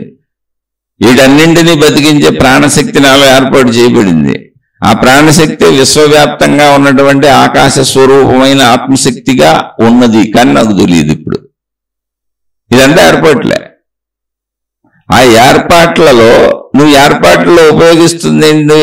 నేను శరీరాన్ని ఉపయోగిస్తున్నాను, నేను మనసును ఉపయోగిస్తున్నాను, నేను బుద్ధిని కూడా చెబుతుంది తప్పు రైట్, కానీ నేను దాన్ని అంగీకరించట్లేదు. అహంకారాన్ని ఉపయోగిస్తున్నాను, నా గుణాలని, స్వభావాలని అన్నింటినీ ఉపయోగిస్తున్నాను, పంచేంద్రియాలతో అన్ని అనుభవిస్తూ ఉపయోగించుకుంటున్నాను, జ్ఞానాన్ని ఉపయోగించట్లేదు. జ్ఞానంతో వీటన్నింటినీ పరిశీలించటం, జ్ఞానాన్ని ఉపయోగించటం. అప్పుడు నేను ప్రకృతితో కలిసి ఉన్నానని తెలుస్తుంది. ఒక అనంతత్వంలో నేను కూడా ఉన్నానని తెలుస్తుంది. సృష్టి అంతా ఏకంగా ఉందని తెలుస్తుంది. విభిన్నత కాదు, విభిన్నతగా అనిపిస్తున్నది అంతే అని తెలుస్తుంది. అది ఆధ్యాత్మిక చెప్పేది. ఆ సత్యాన్ని గ్రహించండి అని చెప్తుంది. అది సత్యమే కనుక మీరు కొత్తగా సృష్టించుకునేది కాదు, ఊహించుకునేది కాదు, భావించుకునేది కాదు, మీరు ఏదో నమ్మేది కాదు, నమ్మండి అని ఎవరో చెప్పేది కాదు. అది అక్కడే ఉంది. మీరు పరిశీలిస్తే మీకు కనపడుద్ది. అందుకే కనపడని అన్ని చోట్ల మతాలు, మార్గాలు, దేవుళ్ళు, విధానాలు, గురువులు అన్ని చోట్ల నమ్మండి నమ్మండి నమ్మండి అని చెబుతారు. ఎందుకని అక్కడేం కనపడతలేదుగా.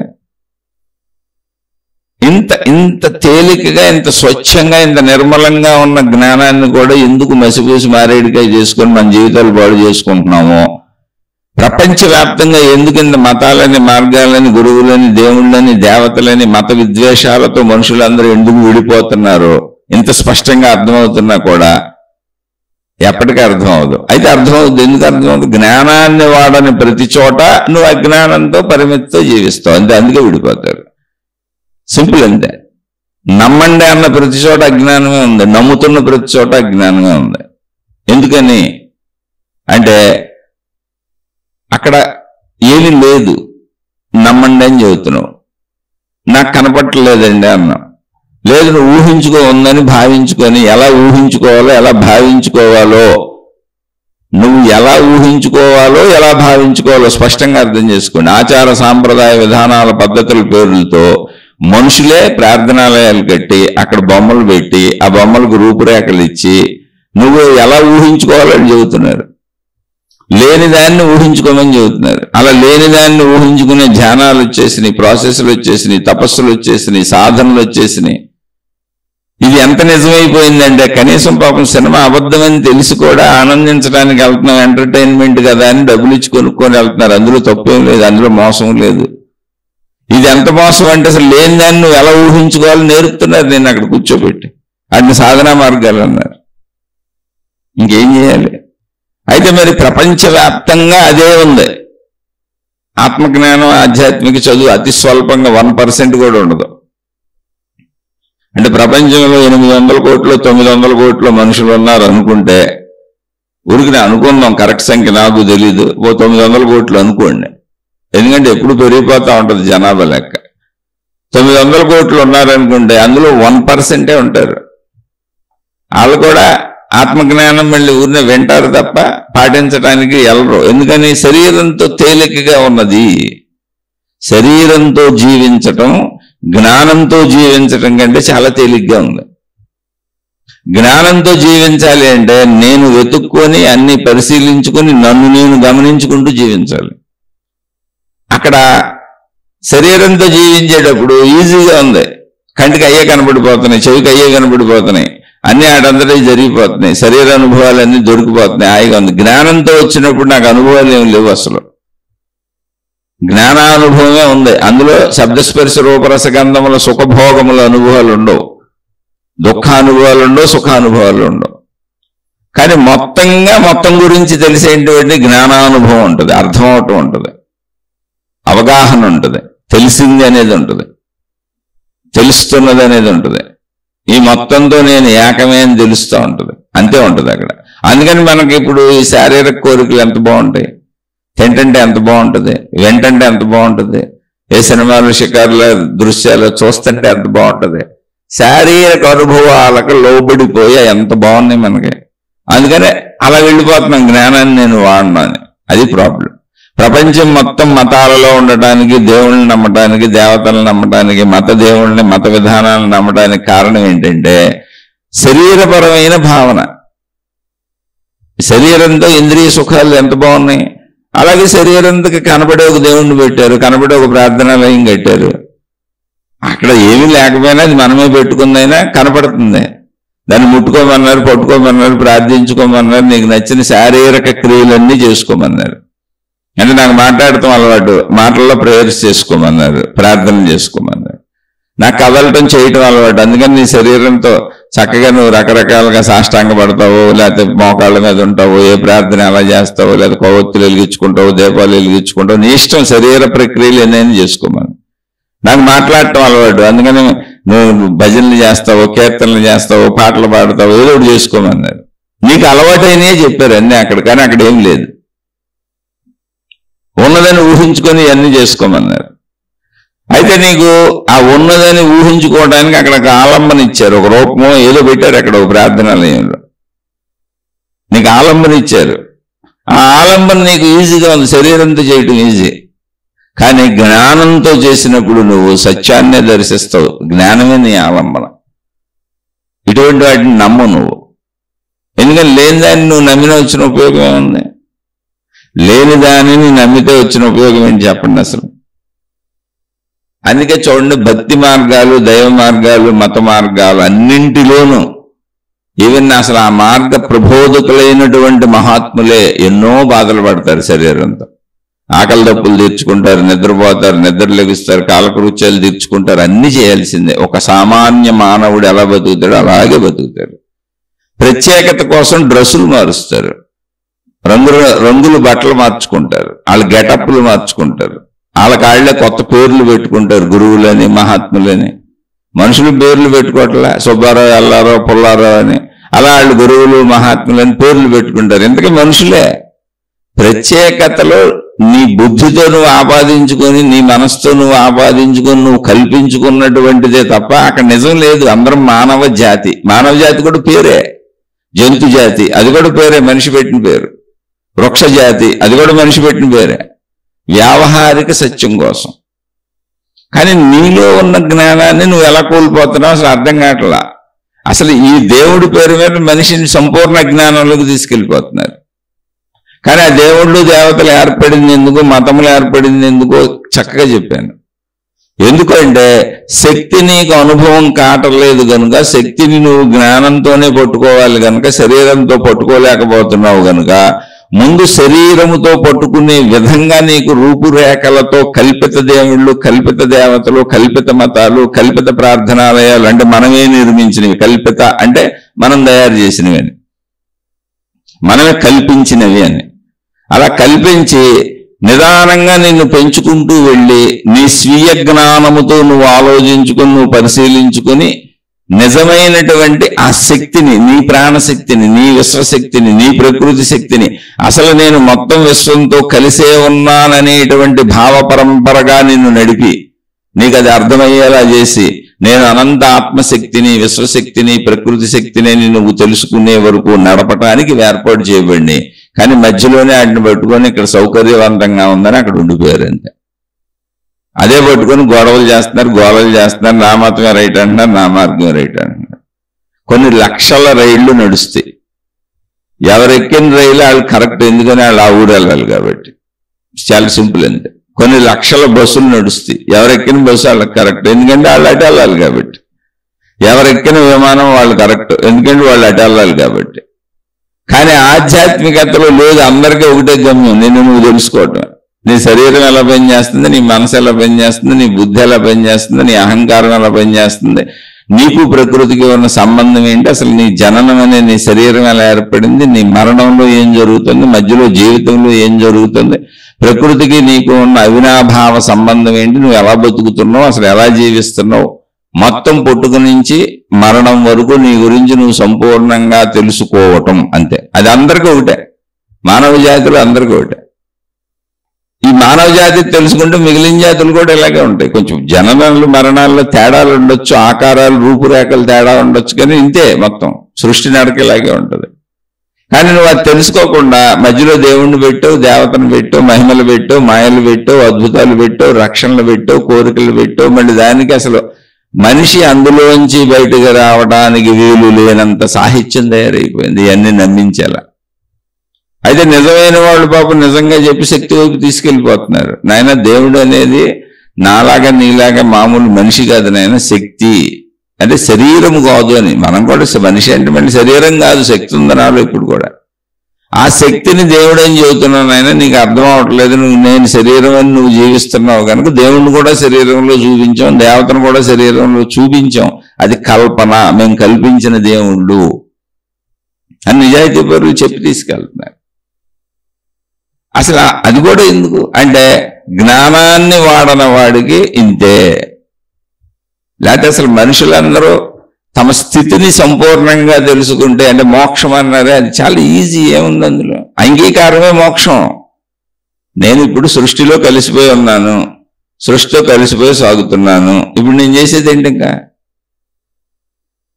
అది సృష్టి నడకలో నాకు సాగిపోద్ది. నాకు పుట్టుకొచ్చింది, నా జీవితం సాగుతుంది, నాకు మరణం వస్తుంది. అది సృష్టి నడకలో ఉంది. అది బయలుదేరిన రైలు ఎక్కడో చోట ఆగుద్ది. ఎంత దూరం వెళ్ళి ఆగుతుంది, అది ఎక్కడ ఆగుద్ది, ఎప్పుడు ఆగుద్ది కాదు, ఆగటం అదే సత్యం. దాన్ని నిర్ధారించినట్టు అది సాగుద్ది. అంతే జీవితం కూడా.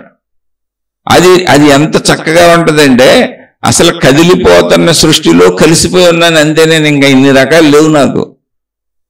ఊరికనే చెప్పుకోవడానికి వృక్షజాతి, జంతు జాతి, మానవ జాతి, కొండలు గుట్టలు, నదులు, సముద్రాలు అన్నాను, కానీ మొత్తంగా ప్రకృతిగా ఏకంగా నేను ఒకటే. నేను కూడా అందులోనే ఉన్నా, దాంతోనే ఉన్నా, మొత్తం నేను ప్రకృతినే. ఆ అసలు నాకు చెట్టు పుట్ట చేమ గుట్ట సముద్రం నీరు వీటితో కూడా విభేదం లేదు.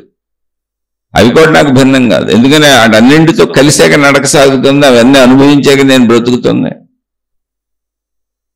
అంతటి ఉదాత్తమైన ఉన్నతమైన ఆలోచన వస్తుంది. వాళ్ళు ఋషులు మునులు యోగులు తపస్సంపన్నులు అంటే. అందుకని వాళ్ళు అంతటి స్థితప్రజ్ఞతతో కనీస శారీరక అవసరాలు తీర్చుకుంటూ ధర్మయుతంగా హాయిగా బతికారు ప్రాణం ఎగిరిపోయే వరకు.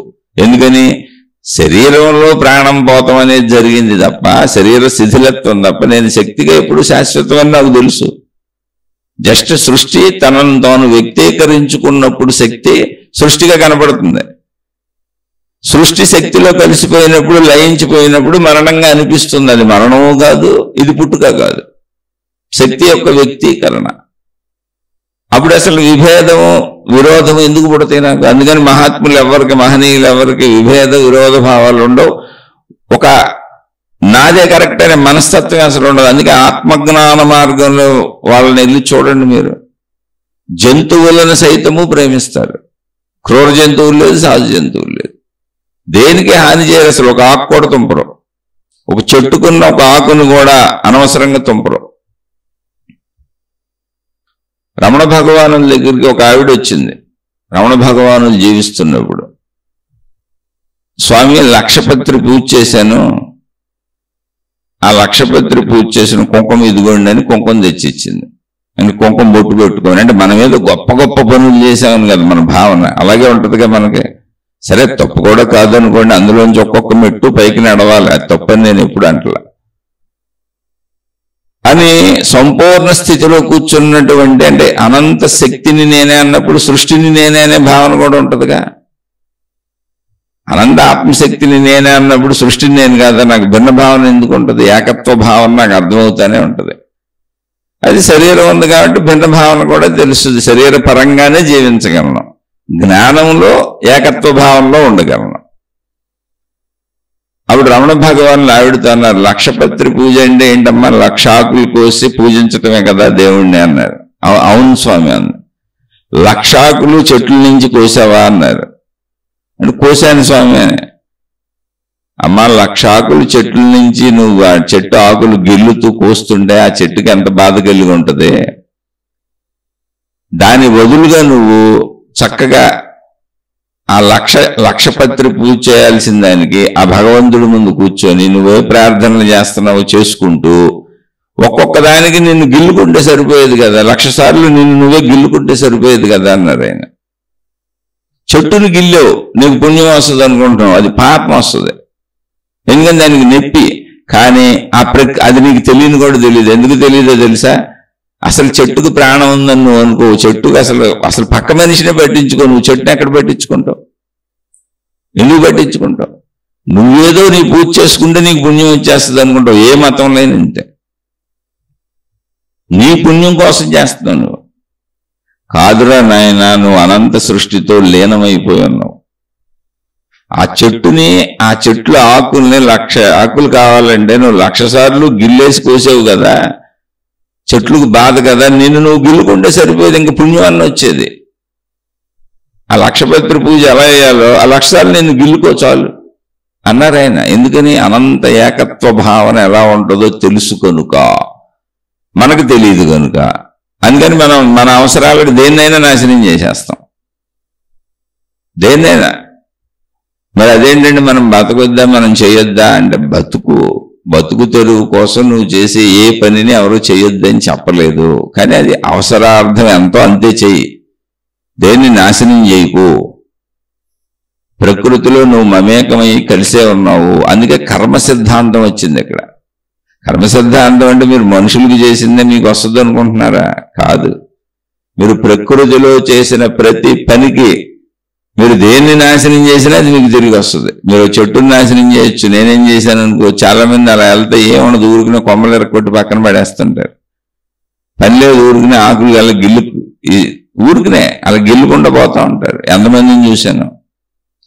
అవసరం లేకుండా ప్రకృతిని నాశనం చేసేవాళ్ళు బోల్డు మంది ఉన్నారు. ఆ కర్మఫలాలు అనుభవించాల్సిందే. అవసరార్థం చేసేది ఏది కూడా నీకు తప్పుగా ఉండదు. ఎందుకనంటే ప్రకృతిలో నువ్వు బ్రతకటానికి అలాగే బ్రతకాలని ప్రకృతే నిర్ణయించింది. కాబట్టి అది నిన్ను తప్పు పట్టదు. ఒక సింహం లేడీని చంపి తింటది. సింహానికి ఎటువంటి శిక్ష ఉండదు, తప్పు ఉండదు. ఎందుకని? మాంసాహార జంతువుని వేటాడుకు తినాలనే సూత్రం పెట్టిందే ప్రకృతి. అప్పుడు నువ్వు నీ బ్రతుకుకి అవసరమై నువ్వు ఎంతవరకు చేస్తావో అంటే ధర్మముగా నీకు తెలుస్తూ ఉంటుంది. అందుకే బుద్ధి ఉంది అక్కడ, విచక్షణ జ్ఞానం ఉంది నీకు. అంతవరకు నీకు ఏ శిక్ష ఉండదు. ఎందుకని? ప్రకృతి నువ్వు అలా బతకాలి అంటే నువ్వు అలా చెయ్యాలి. అలా చేసి అవి పొంది నువ్వు బతకాలనే సూత్రాన్ని ప్రకృతి పెట్టింది. కానీ నువ్వు ఆ అవసరాలకు మించి నువ్వు ప్రకృతిని నాశనం చేసుకుంటూ వెళ్తున్నావు అనుకో, మనుషుల్ని కాదు ప్రకృతిని, జంతువుని, దేన్నైనా, ఆ పాపము నువ్వు అనుభవించక తప్పదు. ఇప్పుడు మన ఇంట్లోకి ఓ పాము వచ్చేసింది. పాము అది మన ఇల్లు అని తెలీదు. మనకు పాము అంటే సత్య భయం, అది కరిస్తే చచ్చిపోతాం, ఇది సత్యం. కాబట్టి ఇప్పుడు ఆ పాముని చంపేశాం. పావుని చంపాలన్న భావన నాకు లేదు. నన్ను నేను రక్షించుకోవటం కోసం, నా వాళ్ళని రక్షించుకోవటం కోసం నా ఇంట్లోకి అది వచ్చేయటం వలన భయపడి చంపాను. అసలు అక్కడ భయంతో చంపాను దాన్ని. నాకే శిక్ష ఉండదు. కాదు, అసలు నేను పగబెట్టి పాములు ఎక్కడున్నాయో వెళ్ళిపోయి ఎత్తుక్కుంటా పాములను చంపుతున్నాను అనుకోండి, నాకేం పని? ఎందుకు చంపాలి అసలు అలా నేను? అప్పుడు నాకు శిక్ష ఉంటుంది. ప్రకృతి దేని పని, పాము కూడా జీవే. దాని జీవితం జీవిస్తున్నప్పుడు గొడవ ఉంది మన ఇంట్లోకి రాకుండా, మన కాటేయకుండా, మనకెందుకు బాధ ఉంది అందులో? అందుకని నీ జీవితాన్ని భంగపరుస్తున్న వాటి నుంచి జాగ్రత్తగా నీ జీవితాన్ని కాపాడుకొని నువ్వు జీవించడం అనేది నీకు ఎప్పటికే పాపాన్ని ఇవ్వదు. కానీ అనవసరంగా నువ్వు దాన్ని అధికం చేసుకొని లాలసలు, కోరికలు, సుఖభోగాలని నీ జీవితానికి అవసరం లేకపోయినా అధికత్వంతో పక్క జీవితాలను పాడు చేస్తున్నావు. అది మనుషులైనా సరే, జంతువులైనా సరే, ప్రకృతి అయినా సరే. అప్పుడు నువ్వు ఆ పాపాన్ని అనుభవించక తప్పదు. అందుకే కర్మ సిద్ధాంతం వచ్చింది అక్కడ. సృష్టి తీరది, శక్తి తీరది. అందుకని జ్ఞానాన్ని వినియోగించాలి. ఆ అంగీకార స్వభావము ఈ జ్ఞానాన్ని వినియోగించినప్పుడు, నిన్ను నువ్వు గమనించుకున్నప్పుడు, గమనించుకోవటం అంటే ఏం లేదు, మొత్తం నీ శరీర పనితీరు, మనో పనితీరు, బుద్ధి పనితీరు, అహంకార పనితీరు, నీలో గుణాలు, స్వభావాలు, మొత్తంగా నీ పనితీరు, ప్రపంచంతో నీకున్న సంబంధం, అసలు నీ జననం ఎలా జరిగింది, నీ మరణం ఎలా జరుగుతుంది, మధ్యలో జీవితంలో అది ఎలా సాగుతుంది, శరీరం దాని అంతటది ఎలా ఎదిగిపోతుంది, నువ్వు ఎన్నింటిని ఉపయోగించుకుంటున్నావు, ఎన్ని రకాలుగా ప్రవర్తిస్తున్నావు, నిన్ను చూసుకుంటే మొత్తం నువ్వు సృష్టితో కలిసే ఉన్నావు. సృష్టిలోంచే ఉద్భవించావు, సృష్టిలోనే కలిసిపోతున్నావు. అది జననము కాదు, అది మరణము కాదు, అది శక్తి వ్యక్తీకరణ అని నీకే తెలిసిపోదు. అలా తెలుసుకోవటానికి విన్నే అంత సహజత్వంగా సృష్టి నడుస్తున్నది. సృష్టి అంతా ఉన్నది సహజత్వమే.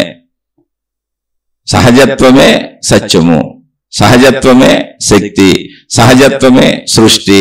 ఉన్నదంతా సహజత్వమే. నమ్మకంతో పనే లేదు ఇక్కడ. అసలు నమ్మకం ఎందుకు? అసలు నమ్మకం అనే పదం ఎక్కడ పుట్టిందో, ఎందుకు పుట్టిందో నాకు ఇప్పటికీ తెలియట్లే. అసలు ఆ పదమే నిరుపయోగమైన పదం మానవ జీవితంలో. ఎందుకనంటే తెలియని దానిని నమ్మినా ఉపయోగం లేదు. తెలీదు, నమ్మితే ఉపయోగం ఏంటి? అక్కడ లేని దానిని నమ్మినా ఉపయోగం లేదు. అప్పుడు లేని దాన్ని నమ్మితే ఉపయోగం ఏంటి? లేదుగా, అది ఉందని నమ్మితే ఏమవుద్ది? అవదుగా, ఏమీ అవదుగా. అక్కడ ఉన్నదనుకో, నమ్మవలసిన అవసరం ఏముంది? అసలు అక్కడ చెట్టు ఉన్నది, నమ్మవలసిన అవసరం లేదు, కనబడతానే ఉంది. అక్కడ పుట్ట ఉన్నది, నమ్మవలసిన అవసరం కనబడతానే ఉంది. అక్కడ మనిషి ఉన్నాడు, నమ్మవలసిన అవసరం కనబడతానే ఉంది. అందుకని సత్యమునకు నమ్మకంతో పని లేదు. సింపుల్ గుర్తుపెట్టుకోండి. అసత్యమునకే నమ్మకం కావాలి. ఎందుకని అది లేదు కాబట్టి నమ్మాలి. అజ్ఞానమునకు నమ్మకంతో పని లేదు, అజ్ఞానమునకు నమ్మకం కావాలి. అందుకని నమ్మకం ఉన్న ప్రతి చోట నువ్వు అసత్యంలోకి, అజ్ఞానంలోకి, అధర్మంలోకి, అన్యాయంలోకి, అక్రమంలోకి వెళ్ళిపోతుంటావు. అలా వెళ్ళిపోతారు కనుకనే నా మతము, నా దేవుడు, నా విధానము, నా పద్ధతి, నా సాధన, నా పేరు, నా సంస్థ, నా బోర్డు, నా బొమ్మ. నేను చచ్చినా ఇవన్నీ ఉండాలి, నేనే ఉండాలి. నేను చచ్చినా కూడా నా ఆకృతి, నా ఆకారమే ఉండాలి. నా సిద్ధాంతాలు, నా రాద్ధాంతాలే నడవాలి భూమి మీద. మళ్ళీ అవి పట్టుకు అలాడే వాళ్ళని కొంతమందిని తయారు చేసి వాళ్ళకి అప్పగిచ్చి వెళ్తాం. వాళ్ళు మళ్ళీ ఆ సిద్ధాంత రాద్ధాంతాలను ముందుకు తీసుకెళ్తానే ఉంటారు. అదే మనం కొట్టుకు చేస్తున్నా దైవీపరమైన మతాలు కావచ్చు, లేదా సిద్ధాంతపరమైన అనేక రకాలైనటువంటి రాజకీయ పార్టీలు లాంటివి ఉన్నాయి, అనేక రకాల సిద్ధాంతాలు కావచ్చు, పొడుగు చేస్తానే ఉంటారు. కులాలు, మతాలు, జాతులు, విభేదాలు. దీనికి కారణమే నమ్మకం. అసలు కులం ఎక్కడుంది? కులం ఎక్కడుంది? మనిషి ఎక్కడ పుట్టినోడు కులం అంటామేంటి? అందరూ మనలానే పుడుతున్నారుగా, అందరూ మనలానే తింటున్నారుగా, అందరూ మనలానే పెరుగుతున్నారుగా. కులములు అనేవి వెనక కాలములోకి వెళ్తే ఎలా వచ్చినాయి అన్నదానికి ఆధారాలు ఉన్నాయి. వాళ్ళు చేసే వృత్తులను బట్టి ఆ వృత్తుల పేర్లతో పిలిచారు. అది వ్యావహారిక సత్యము. వ్యావహారిక సత్యం అంతే. అది అసలు కులం లేదు, జాతి లేదు, మతం లేదు. వ్యావహారిక సత్యాలుగా పేర్లు పెట్టుకున్నాం అంతే. మనిషి పేర్లు కూడా ఊరికినే వ్యావహారిక సత్యం నిన్ను గుర్తించడం కోసం ఒక పేరు. మళ్ళీ దానికి జాతకాలు జత చేశారు, జ్యోతిష్యాలు జత చేశారు. ఈ అక్షరాలతో పేర్లు రావాలన్నారు. మామూలు పిచ్చి కాదు. ఎంత పిచ్చెక్కించుకోవచ్చో అంత మ్యాక్సిమం పిచ్చిలోకి వెళ్ళిపోయారు. అయితే వెళ్ళిపోయిన వాళ్ళు, ఎక్కించిన వాళ్ళు ఎవరు? మనుషులే. ఎందుకో తెలుసా? శరీరంతో జీవించడం చాలా బాగుంటుంది. కంటికి కనపడేలా, చెవికి వినపడేలా, ముక్కుకు వాసన దొరికేలా, నోరుకు వాగుడు దొరికేలా, నాలుగు రుచులు దొరికేలా, చర్మానికి స్పర్శలు దొరికేలా ఈజీగా ఉంటుంది. అలా ఈజీగా ఉంటది కదా అని పనికిరాని అన్ని తయారు చేసుకుని ఈజీ సిద్ధాంతాలు, ఈజీ రాద్ధాంతాలు అని చెప్పి దాన్నే దేవుడు దైవత్వం అంటేట. అసలు ఈజీగా ఉంది కదా అని లేని దాని వల్ల ఏంటి ఉపయోగం? అది ఎంత కష్టమైన సత్యాన్ని కదా తెలుసుకోవాలి. అది కష్టం కూడా కాదు. దీనికంటే ఈజీ, ఊహల కంటే ఈజీ, మతాల కంటే ఈజీ, దేవుళ్ళ కంటే ఈజీ, వీటన్నిటికంటే ఈజీ. ఎందుకో తెలుసు? అది నువ్వే. నువ్వు చూసుకుంటే చాలు, నీ లోపలికి నువ్వు వస్తే చాలు. కానీ ఇప్పుడు అలా నీ లోపలికి నువ్వు వస్తే చాలు అని చెప్పామనుకోండి, దాన్ని నమ్మారనుకోండి ప్రజలు, మొత్తం ఈ దుకాణాలన్నీ మూతపడిపోతాయి. అందుకని ఎప్పటికే ప్రజల్ని ఆ వైపు వెళ్ళినవరు. ఎక్కడో పాపం రమణ మహర్షి లాంటి మహానుభావులు ఒకళ్ళు వస్తారు, చెబుతారు. కానీ మిగిలిన వాళ్ళు ఊరుకోరే. మిగిలిన వాళ్ళు అందరూ దేవుళ్ళు, మతాలతో మనుషుల్ని పీక్కుపోతానే ఉంటారు. ఎందుకని? ఆ దుకాణాలు మూతపడిపోతాయి. మతాల పేరు మీద, మార్గాల పేరు మీద, దేవుళ్ళ పేర్ల మీద అధికారాలు చలాయించవచ్చు, పెత్తనాలు చలాయించవచ్చు, నాయకులు అయిపోవచ్చు, సమూహాలు ఏర్పరచుకోవచ్చు, డబ్బు సంపాదించుకోవచ్చు. ఊరికినే కష్టపడకుండా డబ్బు వస్తుంది, కష్టపడకుండా కీర్తి ప్రతిష్టలు వస్తాయి, కష్టపడకుండా పెత్తనాలు చేయొచ్చు. ఎందుకంటే ఇది ప్రజాస్వామ్య ప్రభుత్వం. పూర్వపు రోజుల్లో లాగా రాజులు వ్యవహారం లేదు ఇప్పుడు. అందుకని ఇప్పుడు ఈ మతాల పేరుతో, దేవుళ్ళ పేరుతో రాజులు ఎలా బతకొచ్చు, పెత్తనాలు చేస్తూ సమూహాన్ని తయారు చేసుకొని మనకు జైలు కొట్టించుకుంటూ. కాదు నాయనా, దానికంటే ఈజీ నాయనా, నిన్ను నువ్వు చూసుకోవటమే నాయనా, ఏమీ లేదు నాయనా, నిన్ను గమనించుకోనైనా, నువ్వు ప్రకృతితో కలిసిపోయి ఉన్నావు నాయనా, నీది ఒక సహజ జీవితం నాయనా, సహజత్వం నాయనా. జననం సహజం, జీవితం సహజం, మరణం సహజం. అంతకు ముందు కూడా నువ్వు శక్తి స్వరూపంగా ఉన్నావు, ఆ తర్వాత కూడా నువ్వు శక్తి స్వరూపంగా ఉంటావు. నువ్వు మళ్ళీ శరీరం ధరించినప్పుడు కూడా శక్తి స్వరూపంగానే ఉన్నావు. శక్తి స్వరూపంగా నువ్వు శాశ్వతము. అమ్మ వినండి, అమ్మ వినండి బాబు అని చెప్పిన అందులోకి ఎవడన్నా కొంచెం అర్థమే వెళ్తున్నాడు ఉన్నాడు అని వాళ్ళని లాగేస్తారు పక్కన. ఎందుకంటే అధిక సంఖ్యాకులు వాళ్ళే ఉన్నారుగా. అధిక సంఖ్యాకులు ఎవరున్నారు? మతాలు, మార్గాలు, విధానాలు, పద్ధతులు. ఎందుకని వాళ్ళ వ్యాపారాలు మూతపడిపోతాయి. దాని మీద సాహిత్యం, కోటాను కోట్ల గ్రంథాల సాహిత్యం వచ్చేసింది. ఎవరి మతానికి వాళ్ళు కల్పించుకు రాసేసుకున్నారు. లేకపోతే ఇన్ని మత విభేదాలు, ఇన్ని మార్గ విభేదాలు ఎందుకుంటాయి? చాలా సింపుల్. నీ గురించి నీకు తెలియటం. ఆ సింపుల్ సిటీలోకి నిన్ను రానివ్వట్ల, అజ్ఞానంలో బంధించేయాలి నేను. ఎందుకంటే వాళ్ళ నాయకత్వాలు పోతాయి, వాళ్ళ డబ్బులు పోతాయి, వాళ్ళు రాజుల్లాగా బతకటం పోతాయి. చూడండి ఎంత దారుణం చేశారు. మానవ జాతికి మానవ జాతే చేస్తున్న హాని, నీకు నువ్వే చేసుకుంటున్న హాని. అందుకని నిన్ను నువ్వు తెలుసుకో. వచ్చారు పాపం, అది కూడా చెప్పారు. నిజాయితీ పరులైన మహాత్ములు చెప్పారు, నువ్వు తెలుసుకో, నిన్ను చూసుకో, నిన్ను గమనించుకో. మాలాంటి వాళ్ళతో అసలు పని లేదు. మమ్మల్ని గురువుని చేసి, దేవుణ్ణి చేసి నువ్వు ఆకాశానికి ఎత్తే ఎక్కర్లేదు. నిన్ను నువ్వు తెలుసుకుంటే మేమే శక్తి, నువ్వు కూడా అదే శక్తి, నువ్వేదే శక్తో మేము కూడా అదే శక్తి, ఉన్నదంతా ఒకటే శక్తి అని చెప్పారు. కానీ ఆ ప్రయత్నం మనం చెయ్యం. ఎందుకు చెయ్యమంటే మళ్ళీ చెప్పాక శరీరంతో ఈజీ, జ్ఞానంతో మనకేదో శ్రమ పడిపోయినట్టు ఉంటుంది. ప్లస్ శరీర సుఖాలకు లోబడిపోయిన జీవులు శరీరంలో సుఖాలను అదుపు చేసుకోలేక, మనసును అదుపు చేసుకోలేక అటు దేవుళ్ళు అంటపడటం, మతాలు అంటపడటం ఈజీగా ఉంటుంది మనుషులు. డబ్బు వదలడు, ఎవడో వదలడు. కోట్లు సంపాదించావు కదా, ఎందుకు ఇంకా సంపాదన వదిలేసి హ్యాపీగా భార్య పిల్లలతో బతుకు, నీకు 2-3 తరాలు తిన్నా తరగని అంత ఉన్నా ఏం చేసుకుంటావు, అనవసరం కదా, మళ్ళీ పిల్లలు సంపాదించుకుంటారులే అని మనం ఎంత చెప్పినా వాళ్ళు ఎందుకు అవుతారు? అసలు ఆగినోడిని ఒక్కడిని చూపించండి, ధన సంపాదన ఆపేసి ఆగినోడిని చూపించండి. మరి మతాలలో మార్గాల్లో దేవుడి పేరులతో ఆగారు పోయినాడు, వాళ్ళు ధన సంపాదన చేసుకుంటున్నారు. కానీ దానికి అందంగా దేవుడు రంగు పుల్లి మీరంతే. వాళ్ళకే ధనమే కావాలి, ఆ ధనంతో అన్ని సుఖభోగాలు కావాలి. మళ్ళీ వీటితో పాటు జనం వచ్చి కాళ్ళ మీద పడిపోవాలి, జనం దండం పెట్టి డబ్బులు ఇవ్వాలి. అంటే రాచరికం.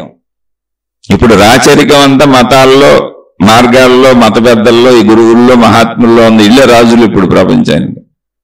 ఎందుకంటే ప్రైమ్ మినిస్టర్లు సీఎంలు కూడా వెళ్ళి వాళ్ళ కాళ్ళ మీద పడతా ఉంటారు, ఏమో వీళ్ళ దగ్గరే మహిమ ఉందని. మహిమ లేదు, నా బోంద లేదు, ఎవరి దగ్గర ఏమి ఉండదు. ప్రకృతిలో అందరి దగ్గరే సమానంగా ఉన్నది ఒకటి అనంత ఆత్మశక్తి.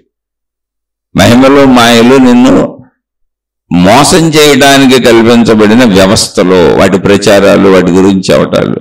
నువ్వు జ్ఞానంతో పరిశీలించి చూడు, ఎక్కడ మహిమలు ఉన్నాయో, ఎక్కడ మాయలు అద్భుతాలు అన్నారు. వాళ్ళందరూ శరీరపరంగా మామూలుగానే ఉన్నారు, అనారోగ్యాలకు గురవుతున్నారు, ఆహార పదార్థాలు అయ్యే తింటున్నారు, బయట వేష భాషలు మార్చారు అంతే. వాళ్ళకి జబ్బులు ఉన్నాయి, డాక్టర్లు ఉన్నారు, సీక్రెట్ గుంచుతారు, అవి చెప్పరు, మహిమలు చెబుతారు. వాళ్ళ దగ్గరికి వెళ్ళి నాశనం అయిపోయిన వాళ్ళు బోల్డ్ మంది ఉన్నారు. ఎందుకని? వినాశనాన్ని ఎవరు ఆపలేరు, మరణాన్ని ఎవడు ఆపుతాడు. అలాగే జీవితంలో దుష్కర్మల ఫలమైన వినాశనాన్ని ఎవడు ఆపలేడు. కానీ అవి ప్రచారం చేయకుండా మా వలన ఇన్ని లాభాలు వచ్చినాయి అని ప్రచారం చేస్తారు. ఎందుకని అంటే మరి మనలాంటి సమూహం కావాలి వాళ్ళకి, లేకపోతే ఆ రాచరికం నడవదుగా. ఇప్పుడు రాజులు ఆళ్లే. నిజంగా రాజకీయ నాయకులు కూడా ఇప్పుడు రాజులు కాదు, ఎందుకంటే వీళ్ళు కూడా వెళ్ళి వాళ్ళ దగ్గరే దండం పెడతారు.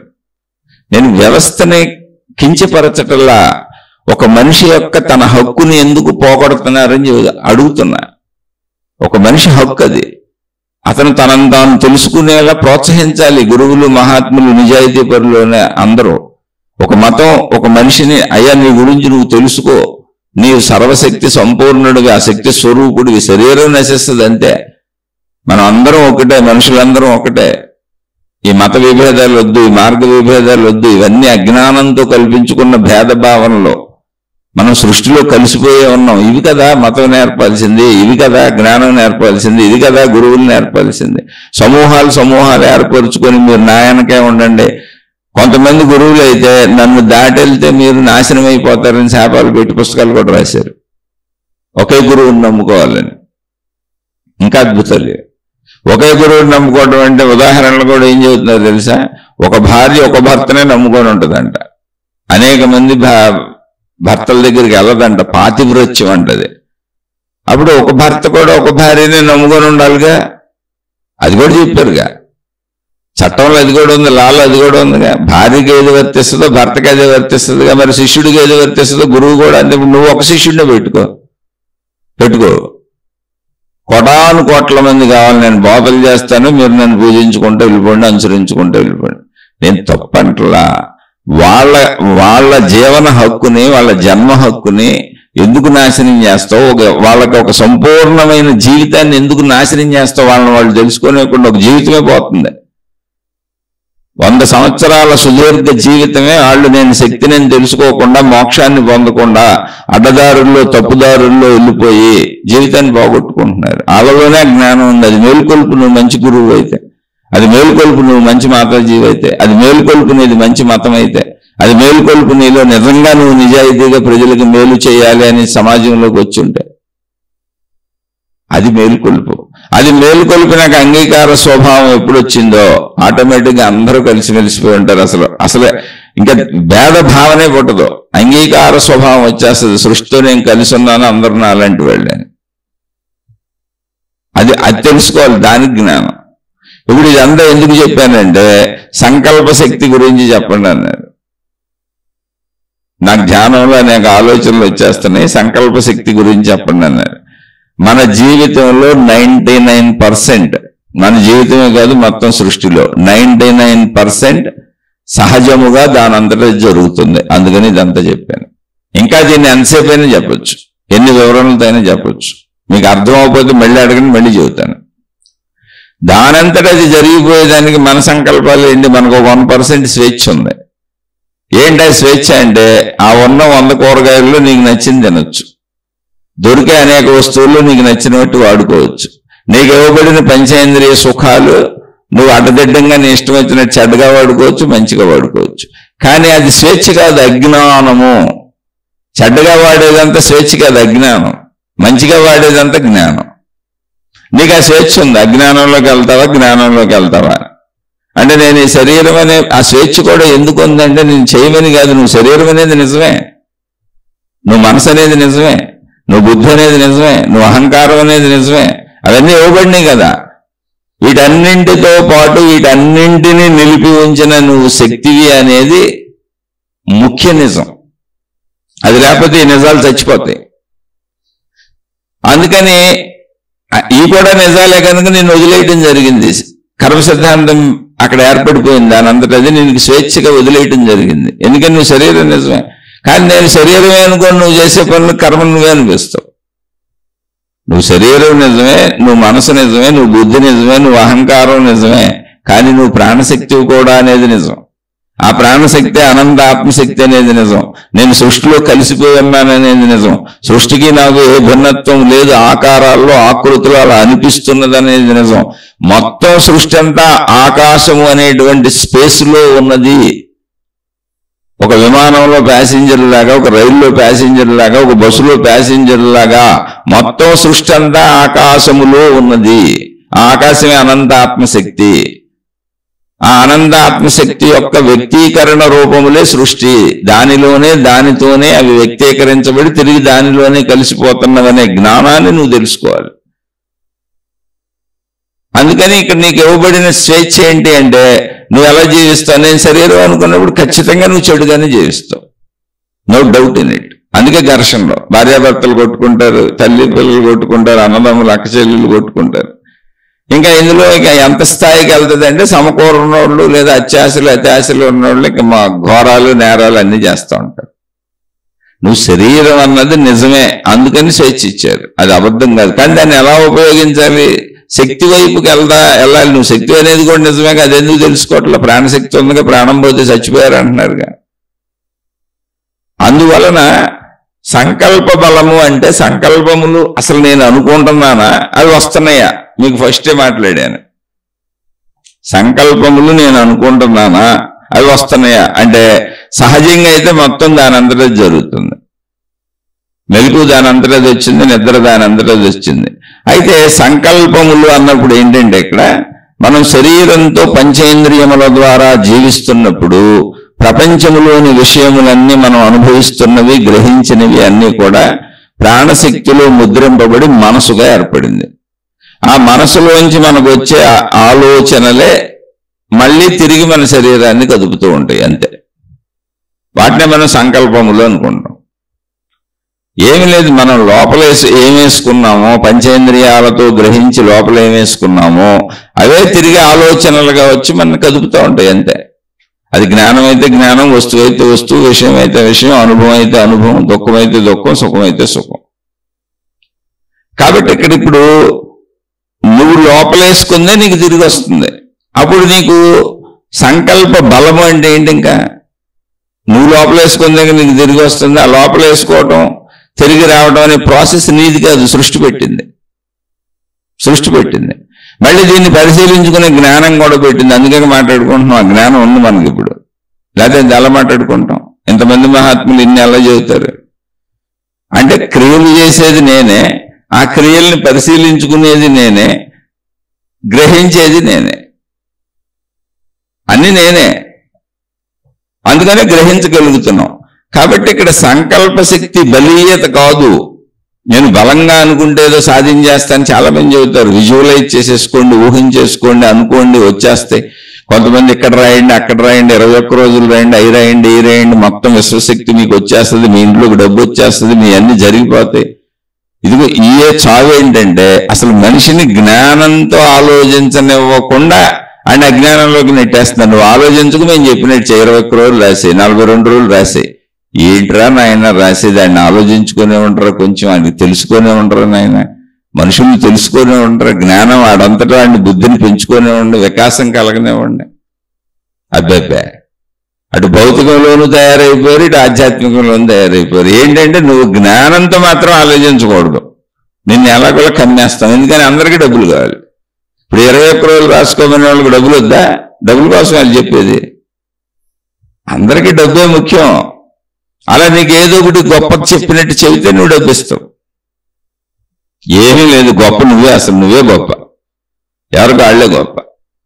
అందుకని నువ్వు పరిశీలించుకొని మంచి పనులు చేసి మంచిగా జీవించి మంచి మాటలు విని మంచితో జీవిస్తే మంచి సంకల్పములు వస్తాయి. మంచి సంకల్పమే సంకల్ప బలం. ఎందుకని నువ్వు లోపల ఏం వేసుకున్నావు అదే తిరిగి వస్తుంది నీకు. నువ్వు ఎవరితో గొడవ పడ్డావు, లోపల గొడవ వేసుకున్నావు. ఎవరి మీద కోపగించుకున్నావు, కోపాన్ని వేసుకున్నావు. ఈర్షి కలిగింది, ఈర్షిని వేసుకున్నావు. నీకు ఏ స్పందన వస్తే అది లోపల వేసేసుకున్నావు. మళ్ళీ తిరిగి అది నిన్ను అలాగే వస్తుంది. అవే గుణాలు, స్వభావాలు.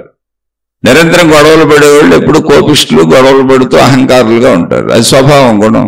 అది లోపల వేసుకున్నావు కనుక అది అలాగే తిరిగి అలాగే స్పందింపజేస్తుంది. అంతే తప్ప అసలు ఎవరో నిన్ను అడ్డగించేవాళ్ళు లేరు. నీ స్వేచ్ఛ నీదే, నువ్వే సంపూర్ణ శక్తివి. అంతా నువ్వు చేసుకుంటుంది. అంతా మనమే, మన ప్రారంభం మనమే రాసుకుంటున్నాం, మన విధి మనమే రాసుకున్నాం. అందుకని సంకల్ప బలము ఏదో ఉంది, ఆ సంకల్ప బలంతో నాకేదో వచ్చేస్తుంది అనేదంతా కూడా ఒక పరిమితమైన శరీర భావనలో ఉన్న శరీర భ్రాంతి. అసలు సంకల్పములు ఎందుకు వస్తున్నాయి, ఎలా వస్తున్నాయి పరిశీలించుకోండి. సంకల్పములన్నీ కూడా నేను శరీరముతో గ్రహించి లోపల వేసుకున్న విషయాలే తిరిగి నాకు ఆలోచనలుగా వచ్చి, ఇష్టాలుగా వచ్చి, కోరికలుగా వచ్చి, అయిష్టాలుగా వచ్చి, దుఃఖాలుగా వచ్చి, సుఖాలుగా వచ్చి తిరిగి దానికోసం ప్రయత్నించు అని చెబుతున్నాయి. అవే సంకల్పములు. అప్పుడు నువ్వు మంచి సంకల్పాలు వేసుకున్నావు అనుకో, మంచి సంకల్పాలే వస్తాయి. సంకల్ప బలం అంటే ఏంటి? నేను చెడుని ఆపుకోలేకపోతున్నానంటే నువ్వు చెడుని వేసుకున్నావు కాబట్టి ఆపుకోలేవు, మంచిని వేసుకోలేదు, చెడు చేయాలనిపిస్తుంది. అందుకని మంచిది గ్రహించు, ఇంద్రియాల ద్వారా మంచిని గ్రహించు, మంచిని లోపలేసుకో, మంచిగా జీవించు, మంచినే విను, మంచినే తిను, మంచినే చెయ్యి, మంచితోనే ఉండు. అన్ని రకాలుగా ఎలా కుదిరితే అలా మంచితోనే, మొత్తం మంచిగానే. అప్పుడు నీకు మంచి సంకల్పములు, శుభ సంకల్పములు వస్తాయి. అవి అసలు పోవుగా, ఫెయిల్ అవ్వవుగా. మంచి సంకల్పాలు ఎందుకు ఫెయిల్ అవుతాయి? చెడ్డ సంకల్పాలు ఫెయిల్ అవుతాయి. మంచి సంకల్పాలకు అసలు ఫెయిల్యూరే ఉండదు. ఎందుకంటే తెలుసా, మంచి సంకల్పాలన్నీ నా పరిమితిలో ఉంటాయి. మంచి ఎప్పుడు నేను చేయగలిగినట్టు ఉంటుంది. మంచిని అందరూ ఆదరిస్తారు. మంచి యావత్ విశ్వం ఆమోదాన్ని పొందుతుంది, చెడు పొందదు. అందుకని సంకల్ప బలం పెంచుకోవటం కాదు, మంచిని పెంచుకోవాలి. మంచిని పెంచుకుంటే మంచి ఆలోచనలు వస్తాయి, మంచి బుద్ధులు వస్తాయి, మంచి గుణాలు వస్తుంది, మంచి స్వభావం వస్తుంది, మంచి మాటలు వస్తాయి. అన్ని మంచి మంచి మంచి మంచి మంచి మొత్తం ప్రజా ఆమోదయోగ్యమైనది. మంచిని అసలు కాదనేవాళ్ళు లేరు. అందరూ మంచినే కోరుకుంటారు, మంచివాడిని కోరుకుంటారు, మంచి మాటలు కోరుకుంటారు, అన్ని మంచిగా కోరుకుంటారు. కాబట్టి మంచి ఎప్పుడు విజయవంతంగా సాగిపోద్ది. ఒకవేళ నువ్వు జీవితంలో విజయాలు పొందాలన్నా మంచే కావాలి. కాబట్టి సంకల్ప బలాన్ని మనం పెంచుకోలేము. అసలు మన శరీర బలమే దానంతటా అది పెరిగి దానంతటా అది తరిగిపోయేలా సృష్టి పెట్టింది. నువ్వు ఎంత దారాసింగమైనా, నువ్వు ఎంత భీముడు అయినా, వృద్ధాప్యం వస్తే మళ్ళీ అన్నీ పోతాయి. 4 ఎక్సర్సైజులు చేసి కాసేపు కండలు పెంచుకోవచ్చు నువ్వు. అది కొన్నాళ్ళు తర్వాత మళ్ళీ నీ మరణం తప్పదు, వృద్ధాప్యం తప్పదు, ఆ ప్రాసెస్ తప్పదంటున్నా. ఇక్కడ సంకల్పములు అంటే నన్ను నేను నిరోధించుకొని, అంటే నన్ను నేను కరెక్ట్గా పెట్టుకొని, నేను చెడు పనులు చేయకుండా ఎందుకు ఉండలేకపోతున్నాను కాబట్టి నాకు సంకల్ప బలం కావాలి అనుకుంటే సంకల్ప బలం కాదు కావాల్సింది. అక్కడ సంకల్పానికి బలమే ఉండదు. అసలు సంకల్ప వికల్పాలు వచ్చిపోతూ ఉంటాయి, బలం అనేది ఏమి ఉండదు అక్కడ. నువ్వు మంచి సంకల్పం, మంచిని లోపలికి వేస్తే అన్ని మంచి సంకల్పాలు వస్తాయి, విజయవంతం అయిపోతాయి. నువ్వు చెడ్డ పనులు చెయ్యి, అసలు ఈ పని నేను మానేయాలి, చేయకూడదు అని అది ఉండదుగా. మంచి వేసుకుంటే మంచి అలవాట్లు లోపలేసుకో, మంచి గుణాలు లోపలేసుకో, మంచి స్వభావాలు లోపలేసుకో, మంచి మాటలు లోపలేసుకో, మంచితోనే గడుపు, అన్ని మంచి ఆలోచనలు వస్తాయి. ఒకవేళ కాదు గతంలో చెడు పడిపోయినాయి, ఇప్పుడు మంచి మనసు మళ్ళీ తయారు చేసుకో. ఆ చెడు పోయే వరకు మంచి మనసు తయారు చేసుకో. చెడు పోగొట్టుకోవాలనుకో, నీకు నువ్వే చెప్పుకో, మంచివాడిని అయిపోవాలనుకో, మంచిదాన్ని అయిపోవాలనుకో, మళ్ళీ మంచి సంకల్పాలు లోపలేసుకో, మంచినే విను, మంచితో జీవించు, మంచి వాళ్ళతో స్నేహం చేయి, మంచి పనులే చెయ్యి, చెడ్డ పనులు చేయబాక. ఆటోమేటిక్గా చెడు ఎగిరిపోద్దు కొంతకాలానికి. సంకల్ప బలం కాదు, మంచే సమస్త బలాలకు మూలం. మంచి అంతే, మంచిని లోపలేసుకో. ఇది దీనివల్ల ఆటోమేటిక్గా మంచి పనులే చేస్తావు, మంచి సంకల్పాలే వస్తాయి, అసలు ఫెయిల్యూర్ అనేది ఉండదు. ఎందుకని? మంచి ఆమోదయోగ్యము, సింపుల్ అంతే. మంచివాళ్ళు గాలిలో మేడలు కట్టరు, చెడ్డ పనులు చేయరు, కాబట్టి అసలు వాళ్ళకి ఫెయిల్యూర్ ఎందుకు ఉంటుంది? మంచి ఎప్పుడు జీవితంలో సక్సెస్. ఎందుకని? నేను సక్సెస్ అవ్వగలిగినే చేస్తాను, మంచివాడిని కనుక, మంచిదాన్ని కనుక, గాలిలో మేడలు కట్టను. ఇకపోతే ధ్యానంలో ఆలోచనలు ఆగట్లేదు అంటే అసలు ఆలోచనలు ఆగటము అనేది ఉండదు, ఆగకూడదు. అవి మరణంలోనే ఆగుతాయి. ఎప్పుడు గుర్తుపెట్టుకోండి, మరణంలో ఆలోచనలు ఆగుతాయి. అంటే సహజత్వంలో చెబుతున్నా. ఎందుకని అంటే ఉదయపు మెలకువ నేను అనే భావన స్ఫురించకపోతే అసలు నేనెవరో నాకే తెలియదు. మనసులో ఆలోచన పుట్టి ఈ పని చేద్దామని అనిపించకపోతే నేనేం పని చేయాలో నాకు తెలియదు, నేనెవరో నాకు తెలియదు, నేనేం పని చేయాలో నాకు తెలియదు. నా చుట్టూ దేన్ని నేను గుర్తించలేని, ఇది పిన్నీస్ అని, ఇది పుస్తకం అని, ఇది చెట్టు అని, ఇది పొట్ట అని, ఇది కుక్క అని, ఇది భార్య అని, ఇది భర్త అని, వీళ్ళు ఫలానా అని, అది ఫలానా అని అలా తెలుస్తుంది నాకు. మనసులో ఆ ముద్రలు ఉన్నాయి, మనసు గుర్తించి చెబుతుంది అవును అని. అందుకని నా రోజువారీ జీవితం బాగుంది. మనసు ఎప్పుడు నిర్మూలనం అంటే శరీరంతో నిర్మూలనం. అవుద్దో లేదో తర్వాత విషయం, అప్పుడు మనకు తెలియదు. శరీరంతో క్లోజ్ దాని చాప్టర్. శాస్త్రాలు, గ్రంథాలు, మహాత్ములు ఏం చెబుతున్నారంటే మోక్షం పొందపోతే శరీరం నశించిపోయినా మనసు అలాగే ఉంటుంది, అందుకని ఇంకో శరీరాన్ని ధరిస్తారు, అదే మరు జన్మ అని చెబుతున్నారు. సరే, అది నిరూపణ లేని సత్యం. అంటే అబద్ధం చెప్పారని కాదు, ఇప్పుడు నేను మీకు నిరూపించి చూపించలేను, ఎందుకంటే మరు జన్మలోకి వెళ్ళలేంగా మనం. అందుకని ఇప్పుడు ఉన్నది మాట్లాడుకుందాం.